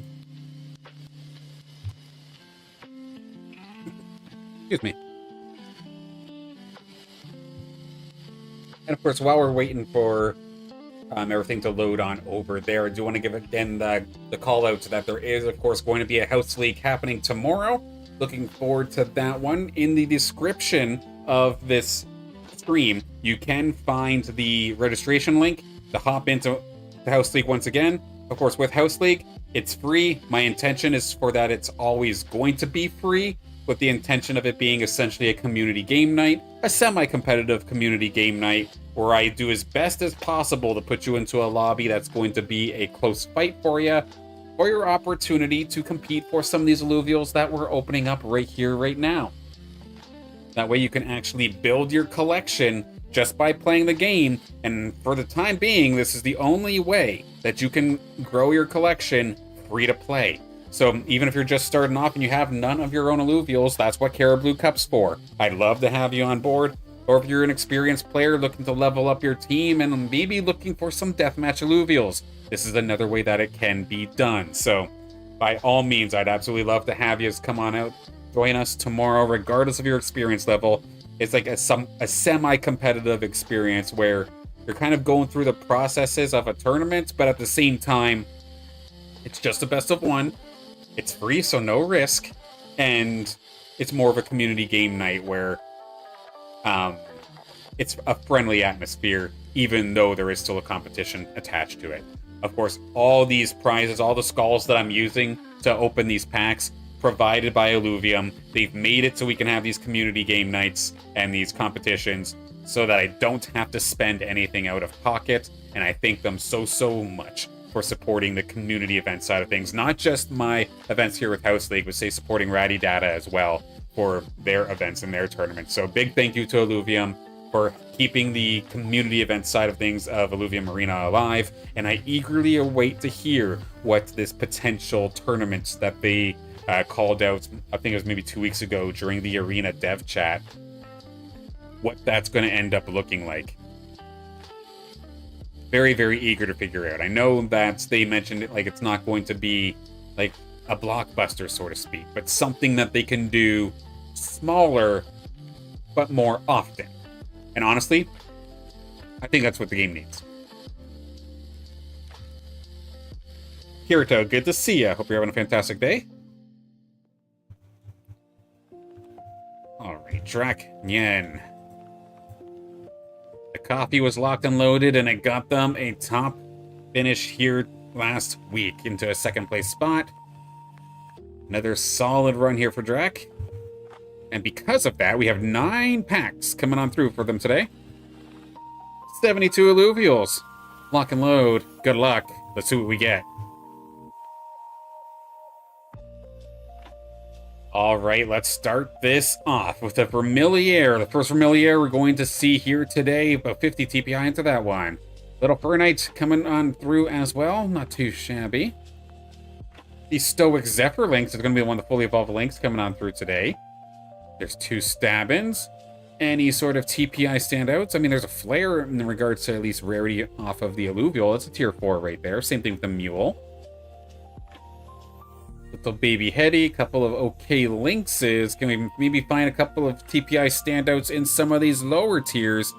Not necessarily looking like it as of this moment. Hollow Grilla coming on through, though. Nice little shiny coming on through. Okay, a couple of tier 0s, not too bad. And 78 TPI onto that Lesser Fire Grocco. But that will basically round this one up. So there is a lot of volume coming on through here for Drac. Not necessarily the biggest of standouts.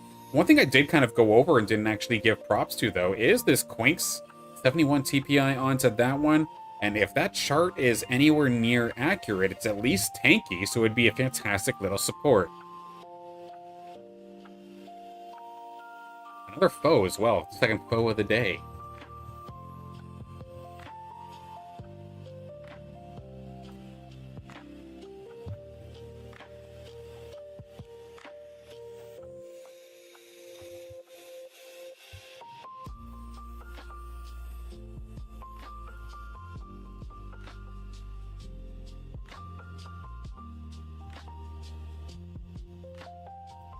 I got lost in my chart for a second. Alright. 72 challengers, send them out.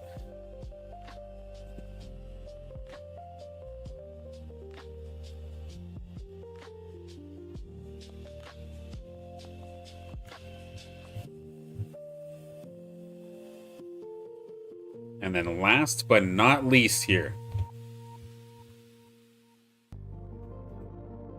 we will have Texan for the 3rd place finish since their return and since they've showed up into Illuvium Arena House League.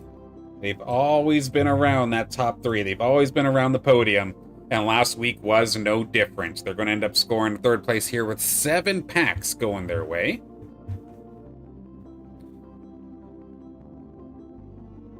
Reboot that. I'm going to wait for this glitch to go away. There it goes. All of them are here. 7. There we are. Our last couple of skulls with 7 packs. That's going to be 56 Illuvials going over to Texan just for joining a free-to-enter little community event. So again, big congratulations to everybody on all of their Illuvials so far. Let's see if for Texan, if they'll get lucky into the fact that we can end this off with a bang for them. Let's take a look and see what we get. Furiox going to lead the charge. 42 TPI onto that one. I imagine Texan probably has better, but still a pretty rare find. Riley, fully evolved tier 1 coming on through there as well. I thought we were going to see our fourth Gnarl for the day, but no, that is a Twine. Not quite there, not too bad of a Heady right next beside it. Flare coming on through, second Flare and 2 openings. Anything else? Okay, we're going to be getting the Hollow Chuko. A Holler Lesser Earth Valente that actually has some pretty decent TPI onto it as well. 75 TPI Hollow. Pretty nice one. And that will round up the packs. So in regards to Tier 5s, majority of the Tier 5s eluded us today. The foes were the only exceptions. And sadly, TPI-wise, they might have not been the biggest hitters, but these are still plenty of awesome Illuvials coming your way. And again, regardless of what you choose to do with your Illuvials once you get them, all I hope is that they make an impact in your adventure one way or another.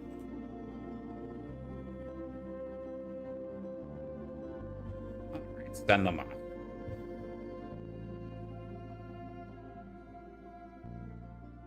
Now we just have the opportunity to just kind of chill for a little moment, and because I've got, what, like a half hour still?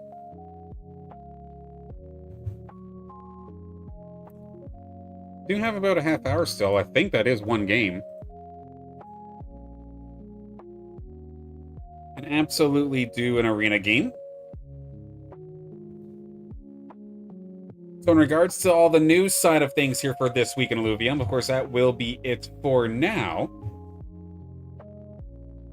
But of course, this VOD will stay on YouTube for as long as possible. I always put the timestamps in as well in case that you want to watch it back specifically a little bit later in a specific talking point or anything along those lines. You can absolutely go back and do so.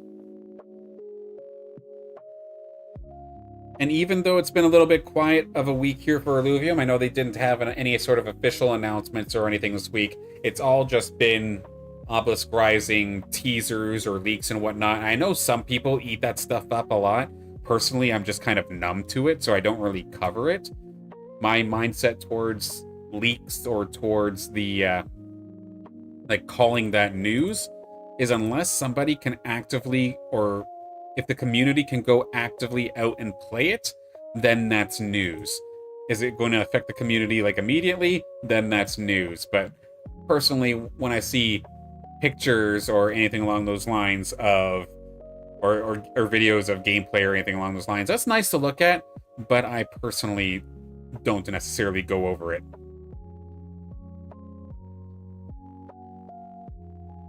I sent the ones I won for Kirito here. I sent the Illuvials I won a few weeks ago to my wife so she could try a bit of Illuvium, but she ended up using those in Deathmatch. As long as it was intentional, that's what she was looking for, like that's what she wanted to do, then hell yeah, by all means. But at least they're playing. She did keep the good ones, though. Okay, good. Yeah, because my heartbreaking thing, and the thing that I'd be very scared about, is if they're going into Deathmatch thinking that they're about to play Arena. Like, that would be kind of scary.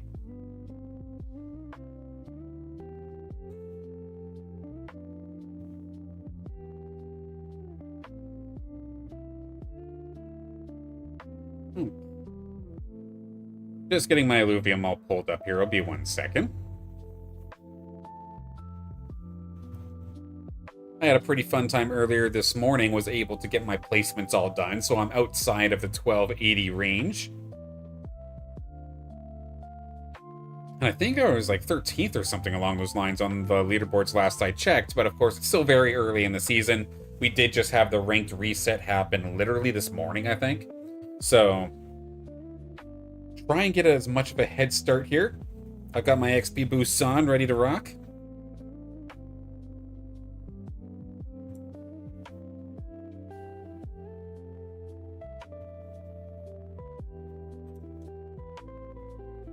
And we'll squeak one game in here.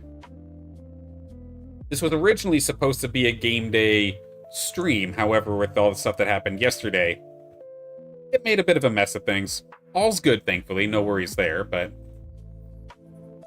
It's definitely frustrating.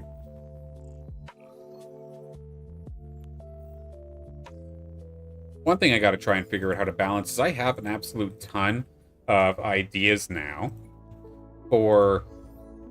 It wouldn't be stream-based content, or maybe I can use the stream to kind of use it as a recording portion of it.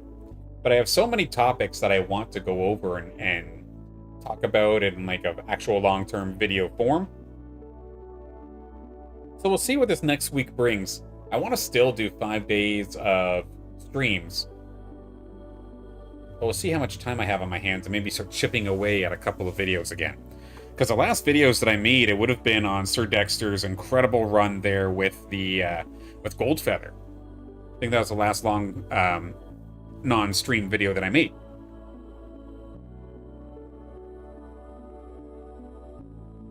I got many, many ideas.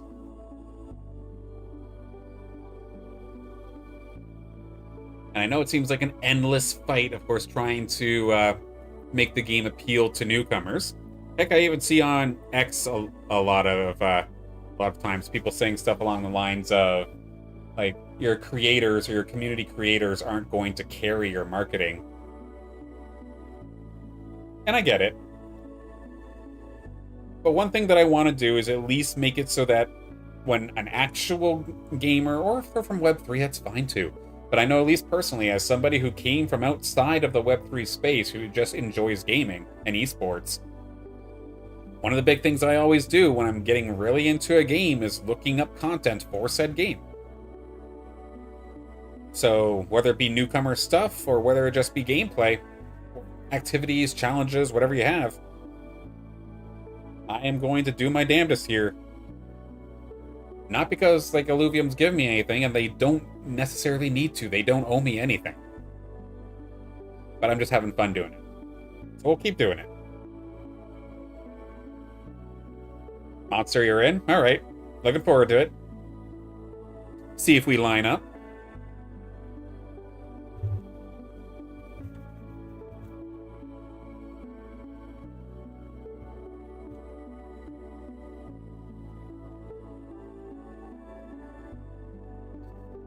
Picked up some of my tabs here in the meantime. Bear with me a second. Alright, looks like we got 7 of yous now here for Illuvium House League already. Big thank you to everybody for joining.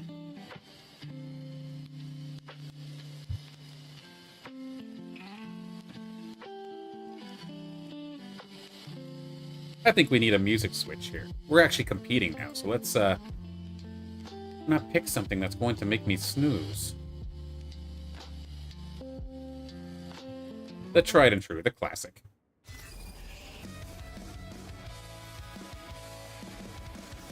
Alright, here we go. Our 1 game extra for the day. Let's see, Hector, we're gonna have Awake Darkness, Taylor Bandit, Monster, and Torax. Alright, there we go. This is at least a 5, maybe a 6 out of 8. Both players I've had in one lobby today. I think I've had a couple where maybe there was 4, which wasn't too bad. So there we go. Links check. Relentless Terralinks is going to be the pick for today, eh? And, ooh, 20 free refreshes. Breitland Steps are going to be treating us nicely, it looks like. Monster, what the... Bruh. Immediate Exalted Air Valente? I don't think I've seen a round 1 fully evolved Tier 0 like that. Ever. That's kind of funny. Incredible.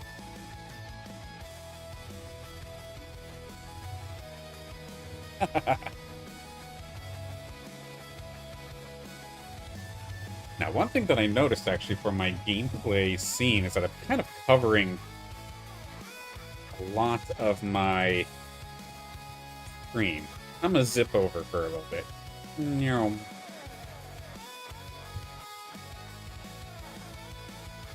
Something like that, so you can at least see what my last pick is.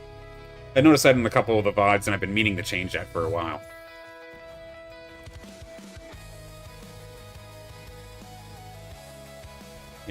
firepower online starting off here. Phase breaker.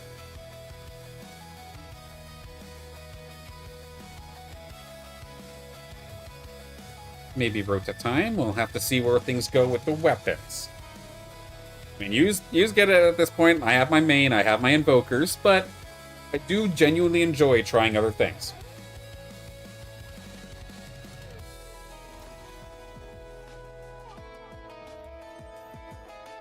Oh, they're gonna make me really want to play my normal.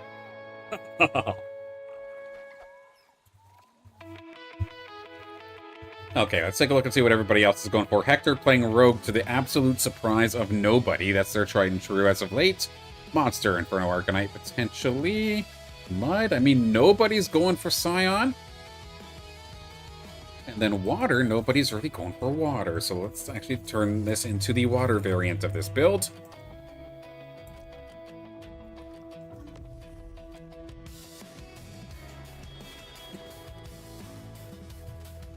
Can clean up some of the stuff I know I'm not going to end up using. Speaking of Hector, there they are. Their Lynx is absolutely mauling my face. An absolute gorgeous one at that.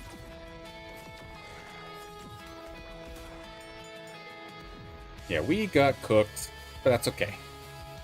With this build, I am absolutely going to get cooked early, even though I do have some pretty high-level Illuvials. It just gets myself into a spot where I'm oftentimes decently tanky, but not necessarily well off damage-wise. And with these augments, it's going to force me to try something maybe a little bit uncomfortable. I'm going to go for Smoldering Strike just because I don't necessarily have great options this time. Wake Darkness, level 4, potentially chasing Mud. I'll stay at level 4. Let's see how this goes.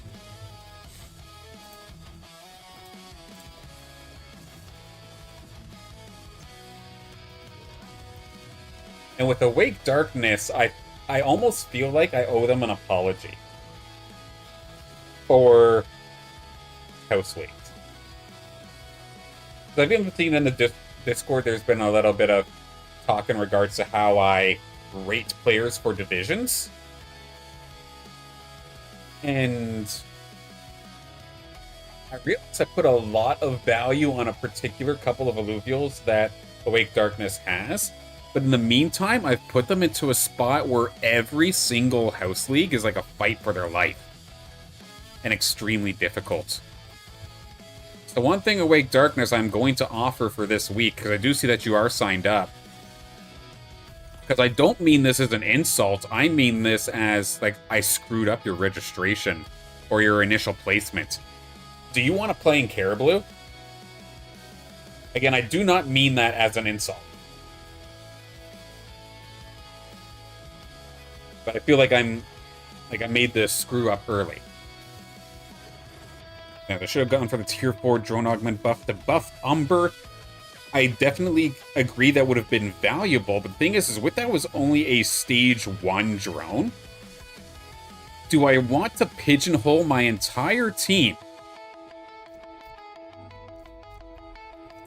for a stage 1 drone? I personally don't think so. If all of a sudden Veterans Might comes back as a tier 2 or a tier 3 or stage 3,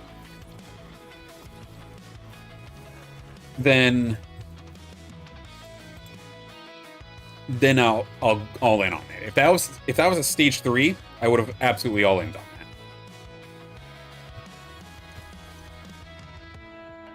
Okay. I do like the stealing, but this isn't too bad either. Let's go for the stealing. Turn you into a mini invoker of sorts. Taylor Bandit. Yeah, I'd like to try. Okay, because I'm thankful. Yeah, I felt really bad asking because I didn't want you to take that as an insult.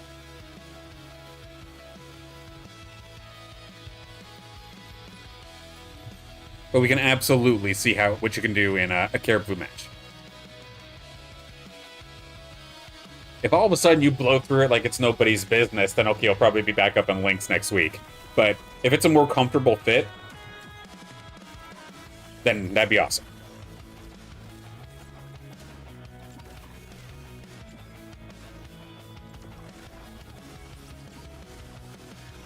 Okay, let's take a look and see what we've got going on. Water-wise, wow, there's really little, eh? I mean, I can do two things right now.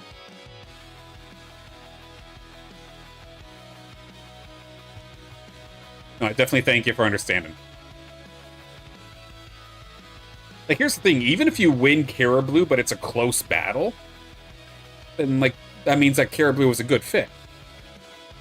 A stomping, on the other hand, okay, that's something different, but we'll see how it goes.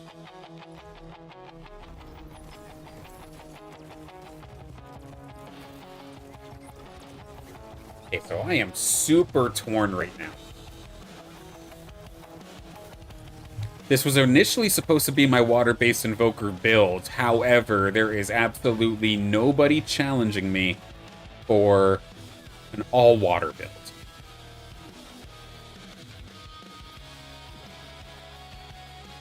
Could potentially do my free refreshes and maybe see if I can get Tsunami going.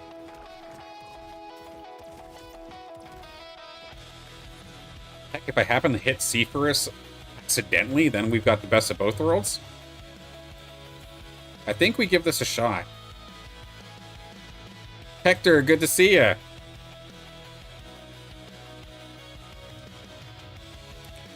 Okay, move you.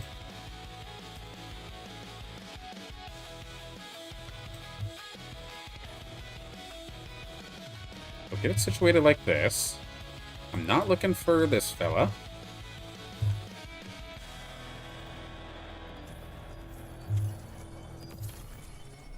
There's a bunch of these freebies. That's going to be Cardalox now here.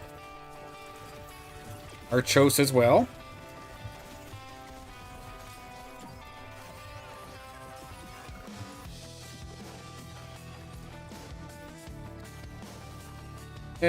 Pause. Our Torox is going to absolutely push it in here on me. And this weapon, I tell you what, Tidal Shiv actually feels really good now. I had a bot absolutely school me with this weapon earlier today. I shit you not. Tsunami Harbinger with a Tidal Shiv. That thing was zipping around so much. Was absolutely incredible. And doing so much damage. Dude. What a pickup.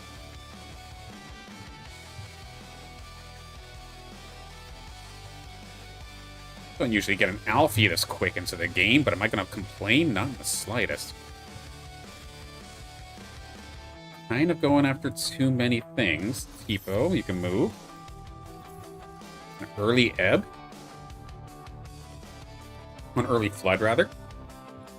We'll get it onto field here in a second. Peeking one more time. I have a couple more rolls with the freeze.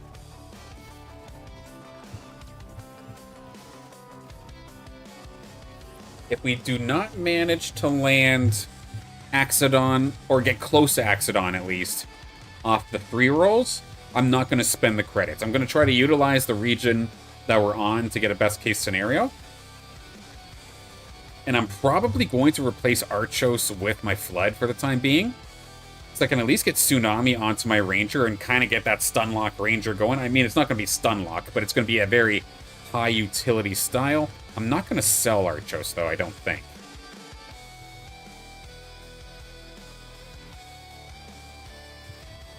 Okay, Omnivamp. That is beautiful.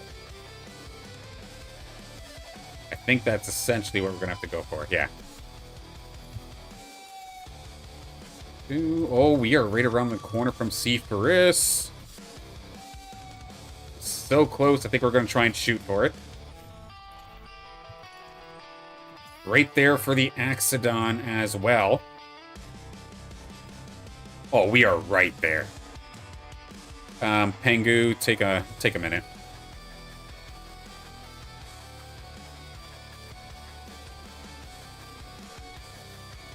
And another bull, but that's not quite what I'm looking for. We are very close to finding 2 fully evolved tier 1s. Don't make me spend much, please. This would be brutal. There we go. That's a nice pickup. There's a dash here, too. Let's see. Truly optimize this. Maybe we can have Archos in here. Wait, no, we're 1 away from actually another water threshold. I'm snuggle. Got Hector coming on through. Give you that. You come here. Something like this. So we have 6 water, 3 tsunami. And we are very close to having Seeforus. Good shot from the Alfie off the start, but Hector should be able to dominate. Gonna get the swarm onto the squad. Very, very nice. Yeah, and even the Stabbin's level 60, so that's gonna be a tough one. We took a few down at least, so it wasn't a worst case scenario.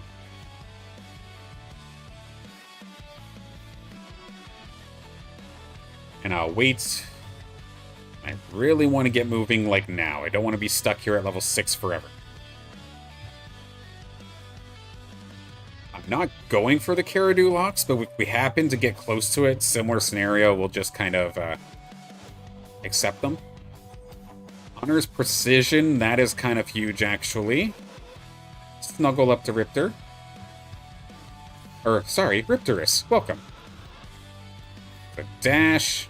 There's a Seeforus. That's huge. I think Harbinger is still more valuable than 2 Invoker, but if I get a 3rd Invoker, then I can think about it.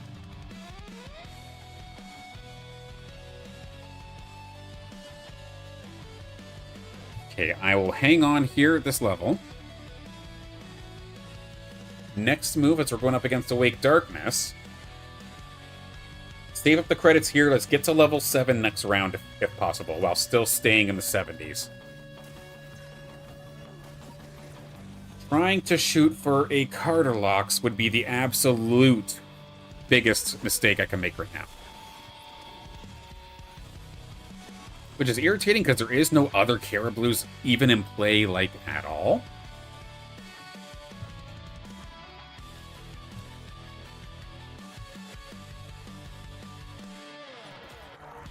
Hector will be picking up some doggies as well, so Dash is going to be contested. They've had to spend a lot, though, to try and make this happen. They're level 8, doing their big roll down. This is the classic Verdant Vanguard.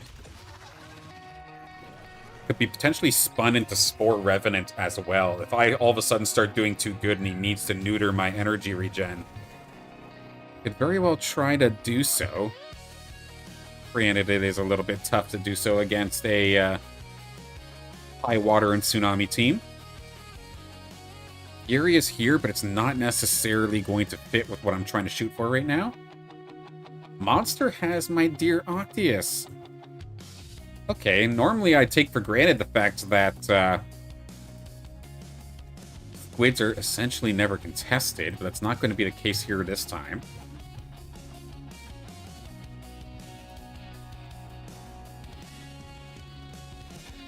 Might have to utilize my Flood a little bit more. It's just kind of standing there right now. And we do lose Alfie pretty quickly. I am I'm 2 levels down here, so I think Monster might be able to clutch this as long as they can deal with my Seeforus.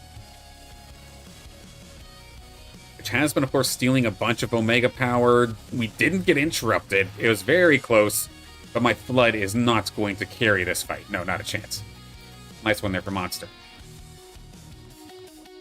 Okay, level 7 finally. There we go.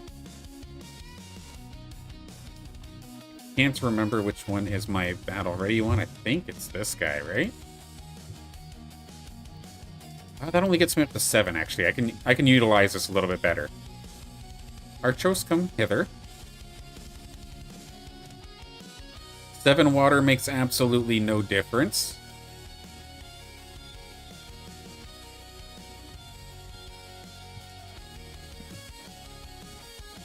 And now we can just crawl our way up to the higher levels.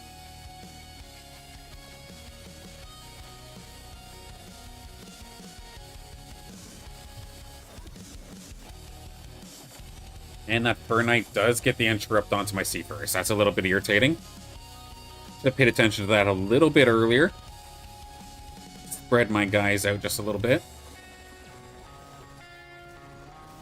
Trying to keep an eye on my Ranger, of course, because this used to be pretty crazy. You can get up to 3 Tsunami and essentially stun lock something. I'm happy to see that's not the case anymore. At least raw. Like, I don't have any of the drone augments that would refund energy. Alright. I think the shields are going to keep them alive here, isn't it? Oh, no, the Scions are still hanging in there. There we go. Level up again. Mammoth, good to see ya.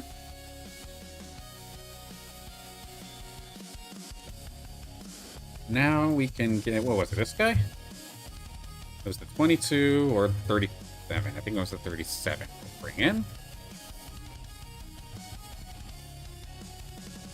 And then the last water alluvial that I would need. What am I even missing right now? Penguin? Either that or a chip. Let's see if we can chip it. Yeah, we're not going to be able to do so, it looks like.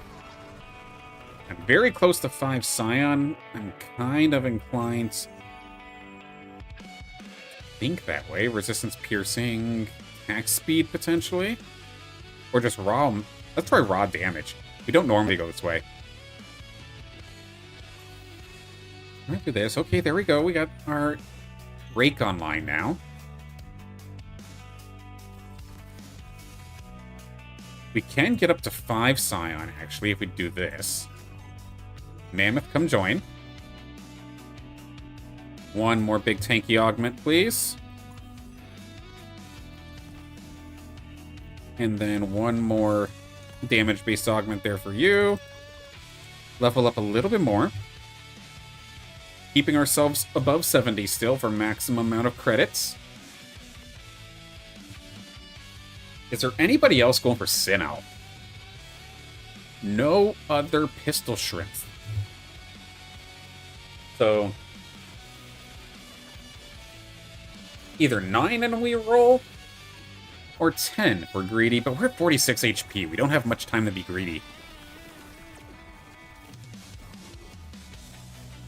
Alright, we're going to be able to defend against Taylor Bandit's Ghost this time. They're going to hang on just by a thread. Looks like Awake Darkness right around the corner as well.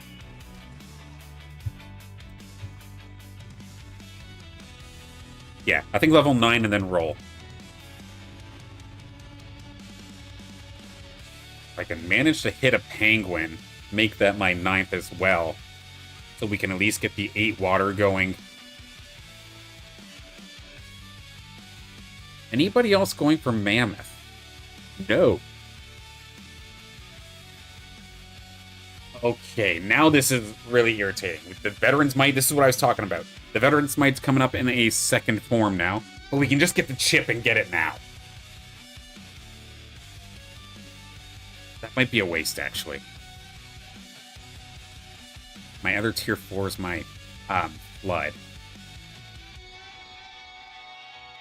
Oh, I'm so torn. I think Combat Rhythm's just better for everybody. I'm still not going to all in at the fact that I'm going to be able to get an Umber, because I don't think I'm going to be able to get an Umber. Okay, monster coming on through.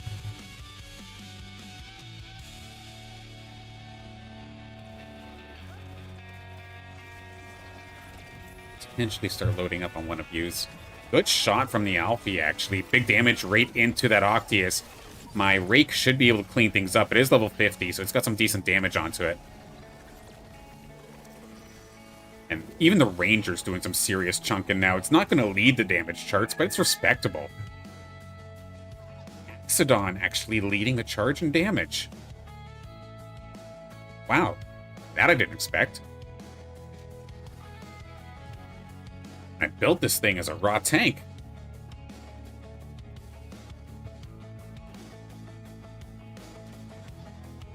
Yeah, so what are the chances? Oh, there's 3 people going for Pangu. Also, all eyes are on Darkness, who actually does survive, so it's going to stall Hector out even longer.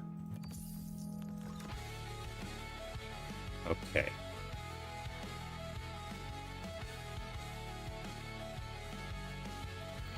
Any chance. Okay, that's a pretty good set of rolls right there. Natural Invoker is now online. Given the team comp that's coming at us, we do need to hunker down. I think Harbinger will probably be more valuable. Got one more through. Not the greatest of bunkers. Alright, we need a solid shot immediately onto that Adorito. There we go. Take it out, take away the healing. That'd be nice, but my Ranger going down so quickly is definitely going to be problematic. Good shots here from Hector. Once again, going to take me out. Not to within kill shot, but we're very close now. Basically time to hit the trigger, especially now Awake Darkness did fall. Hector is right there for a slashing. At that point, the game basically just runs away, so let's get there quick. Mammoth. We do find the Pengu.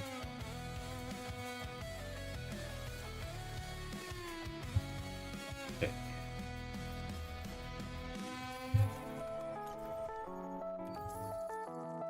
I don't have other mammoths, do I? Okay. Stabbin. We'll gladly have you online. Geyser, this is the first time I feel like I've had you on stream. There you are. The Weight Water, 3 Tsunami, going up against Torux, who has a high DPS squad, including that Ranger that's ready to assassinate whatever is doing well far away. Big damage from the ramp fight, but big damage from my Sinolf. But my Seeforus is meant to be the clutch factor in these fights, but we still have plenty in front of it as well. That Geyser tanked so much. Beautiful, we're going to hang on.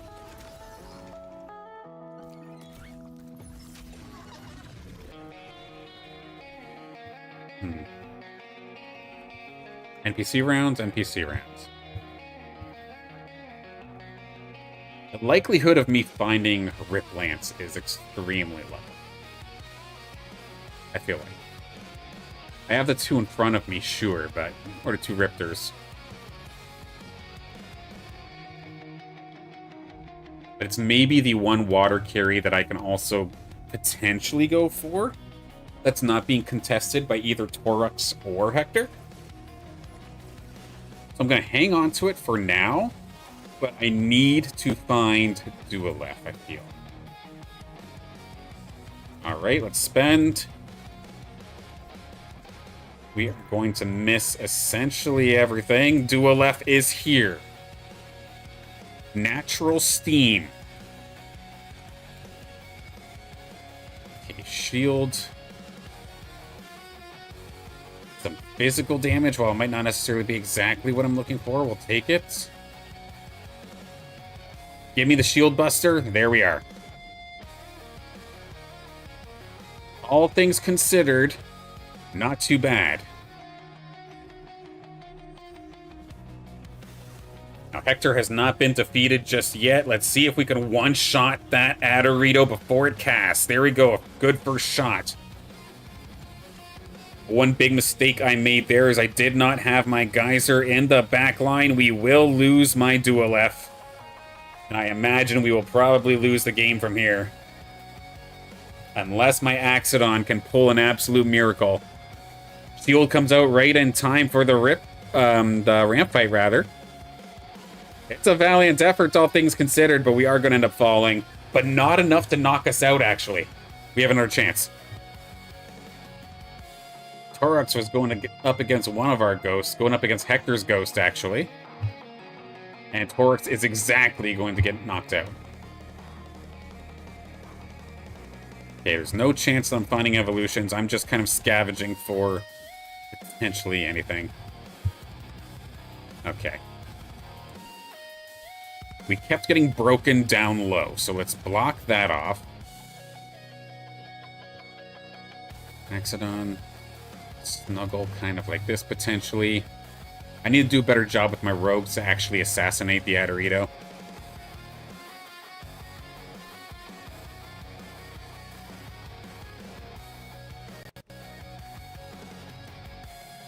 Okay. Slashing is here. Gonna try and do a better job of immediately diving onto the Adorito, but they do get the final move. But this angle is going to be better for my dual left to hit multiple things. I'm okay with that trade-off.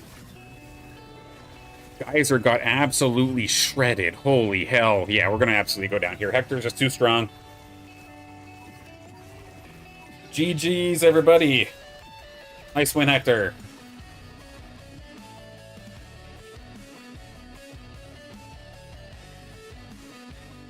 So a solid second place finish. Won't complain about that. Do we get Seeforus to 60?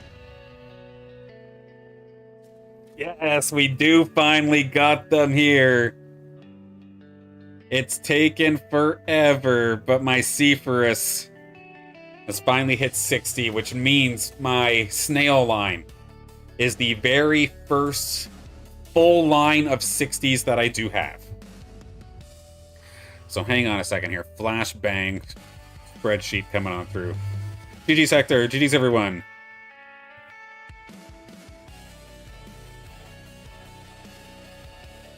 So if I flashbang over to here, I can happily now say that Seeforus is now a 60. You can put your name in purple.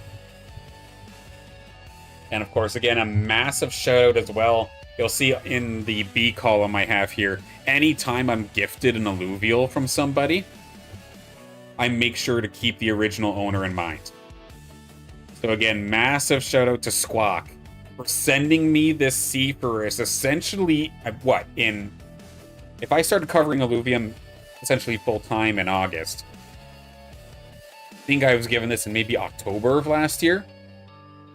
And this Seeforus has stuck around with us for this long to the point where it is now a 60 and the snail line is full of 60s. That's extremely satisfying. I'm happy about that.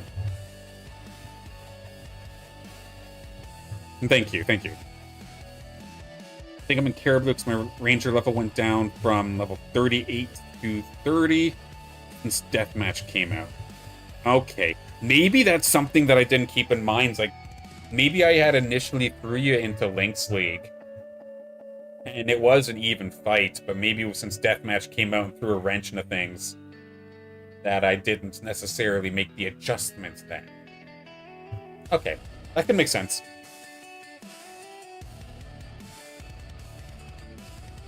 Yeah, we can absolutely do that. We'll give it a shot for this week and see how it goes. But with that, we will be closing out the stream here for today. This was a fun one. I'm glad to finally be back in the swing of things. I do not like taking big breaks like that, but unfortunately, with the roof finally getting worked on, but fortunately, again, I've been fighting this damn landlord, literally bringing him to court for over 6 years at this point. Because I try not to talk about it on stream too often, but I literally had ceilings collapsing and leaking, not on me in particular, but in another room. And it was so frustrating. So I'm so thankful that it's finally been fixed. And now, like, knock on wood, that it's actually going to stay that way. So I can actually stream with a little bit more confidence and a little bit more positivity now that that's been dealt with. And then had something happen yesterday, but all is good. And it's time to get back onto the swing of things. Not just streams, but time to make some videos as well. I have so many ideas that I just need to actually get into action. That'll be a fun time all around. So of course, if this is your first time here, I definitely recommend, and definitely it would mean the world to me if you can drop a subscription here onto the channel. Like I mentioned in the past, but I'll mention here as well, that I'm essentially trying to build this channel strictly off of Illuvium. Even though people are probably fair to say that I'm being stupid. I'm just having a ton of fun with it.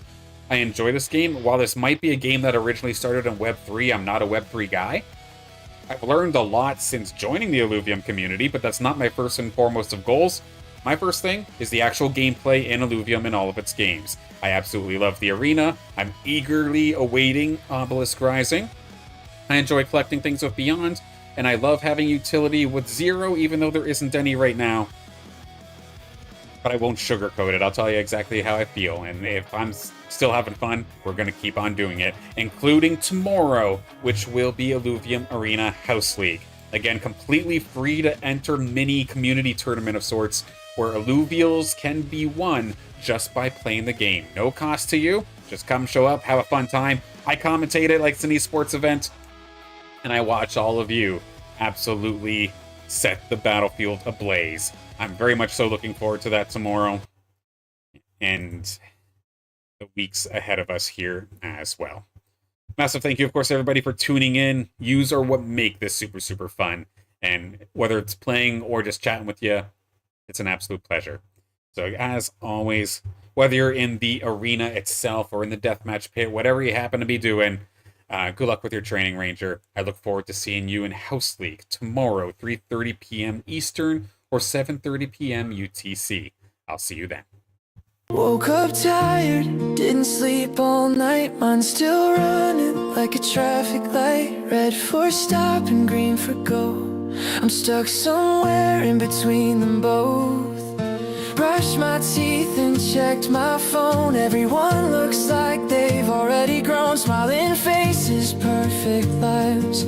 I'm here asking, what am I doing with mine? I don't have a plan, I just have today. Trying not to throw the little good away. Heart's still heavy, but I'm still here. Taking one small step through the fear. I'm tired, but I'm not giving up. I'm scared, but I'm still showing up. One small step is enough today. I'm not fine, but I'm on my way. I'm tired, but I'm not giving up. I'm scared, but I'm still showing up. One small step is enough today. I'm not fine, but I'm on my way.